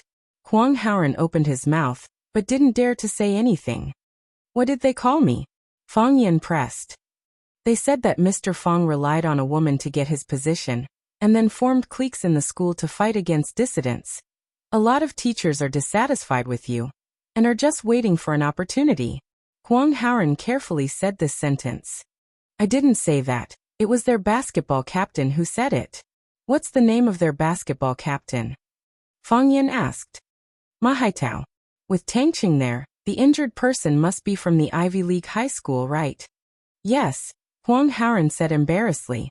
They called us trash, and Tangqing called them worse than trash. A group of them surrounded us and wanted to beat us up, but Tangqing rushed out alone and knocked them all down. After knocking them down, Tangqing said, Look, you guys are worse than trash, right? Fang Yan was full of guilt. He felt that it was all his fault. He let all his students learn how to taunt. When Tangqing first entered the 9th class, he was such an upright and stupid child. How did he become like this in such a short time? Originally, there were only 2 injured people in the hospital, but Ma Haitao also said that his whole body was in pain after arriving at the hospital. He said that his internal organs were injured, and he needed to do a full body checkup. He was also lying on the hospital bed. He's trying to blackmail us. Where's Tangxing? Fang Yan asked. He went home, Huang Haoren said. Fang Yan was so angry that he stomped his feet. This bastard, after injuring someone, he ran home to hide? Who are you going to ask to clean up your mess? However, based on Fang Yan's understanding of Tangxing, this kid was proud and arrogant. When someone came to provoke him, he thought that it was natural to teach them a lesson. Who would be willing to follow behind him and send him to the hospital? After injuring someone, he went home to sleep. Only Tangxing would do such a thing. Let's go in and take a look, Fang Yan said. Fang Yan followed Huang Haoren into the ward. The boys in the 9th class lowered their heads and didn't dare to look at Fang Yan's eyes. In the corner stood 2 tall boys. They stared fiercely at Fang Yan, who had just walked in. There were 3 boys lying on the hospital bed. 2 of them were playing mobile games, and the other one was buried in sleep. When they saw Fang Yan come in, they only raised their eyelids, and then went back to their own things. Fang Yan walked in front of the big boy on the far left who was playing mobile games and said, "Classmate, how do you feel?" "Who are you? Go away, don't disturb Grandpa when he's playing games. Let me tell you, Rosefinch, this matter isn't over. Just you wait, there will be a time for you to suffer," the big guy said with a rude and unreasonable expression. "How can you talk like that? What's wrong with me talking like that?" The big guy threw the phone in his hand on the quilt and said with a sneer, "What? Do you want to fight? I don't believe that you dare to beat me up in this hospital. Let me tell you, if you dare to beat up a student in the hospital, my friend will immediately put the video on the internet and wait for your Rosefinch to become famous all over the country. When that time comes, you guys will also become famous and become the shame of the students all over the country. Do you want to try? It's not a big deal for me to be beaten up. I'm just afraid that you won't dare to take it." Fang Yan looked at the big guy and sighed softly. He said, "If I make a move, do you think they will have the chance to take out their phones to take pictures? Who do you think you are? Superman?" The guy who was pretending to sleep suddenly jumped up. 2 purple marks appeared on his handsome face. It seemed that Tangxing had taken special care of him. "You Rosefinch people are all good at fighting, right? Come hit me here. Do you have the ability to kill me? Why would I beat you to death? You're not my biological son or my godson. No matter how much of a bastard you are, it's your family's business. Why should I teach an unfilial son like you a lesson on behalf of your father?" "What did you say? Say it again if you dare. Although I don't think I have much ability, I'm not afraid of satisfying your special hobby. Why would I beat you to death? You're not my biological son or my godson. No matter how much of a bastard you are, it's your family's business. Why should I teach an unfilial son like you a lesson on behalf of your father?" Ma Haitao's eyes were bloodshot. He clenched his fists and was about to rush toward Fang Yan. "Haitao, stop." A thin and tall boy wearing glasses hurriedly stopped him. "Liang Lian, why won't you let me beat him up?" Ma Haitao shouted angrily. "If you beat him up, you'll fall into his trap," Liang Lian quickly explained. "Before, they were the ones who beat us up. We didn't fight back. If you beat him up now, it'll be a group fight. When that time comes, we'll all get beaten up. Wouldn't we be at a disadvantage?" Ma Haitao thought about it and forcefully suppressed the anger in his heart. He pointed at Fang Yan and said, "Kid, it's not over between us. Just you wait, don't walk alone at night." Fang Yan stared at this guy with his eyes wide open. Did he want to beat him up with a stick? Huang Haoren, Gao Lei, and a few other boys from Class 9 also looked at Ma Haitao in surprise. Was this guy crazy? How dare he pick on Mr. Fang? What should they say? Welcome. At that moment, there was the sound of hurried footsteps at the door of the ward. You're tuning in to the Li Mei's Wuxia Whispers YouTube channel. We're so grateful for your support, and don't forget to subscribe to join us on this incredible journey through captivating stories. Your generosity through donations truly makes a world of difference, as it's the primary source of revenue that allows me to expand and enhance this channel for you. Thank you from the bottom of my heart for being a part of this adventure.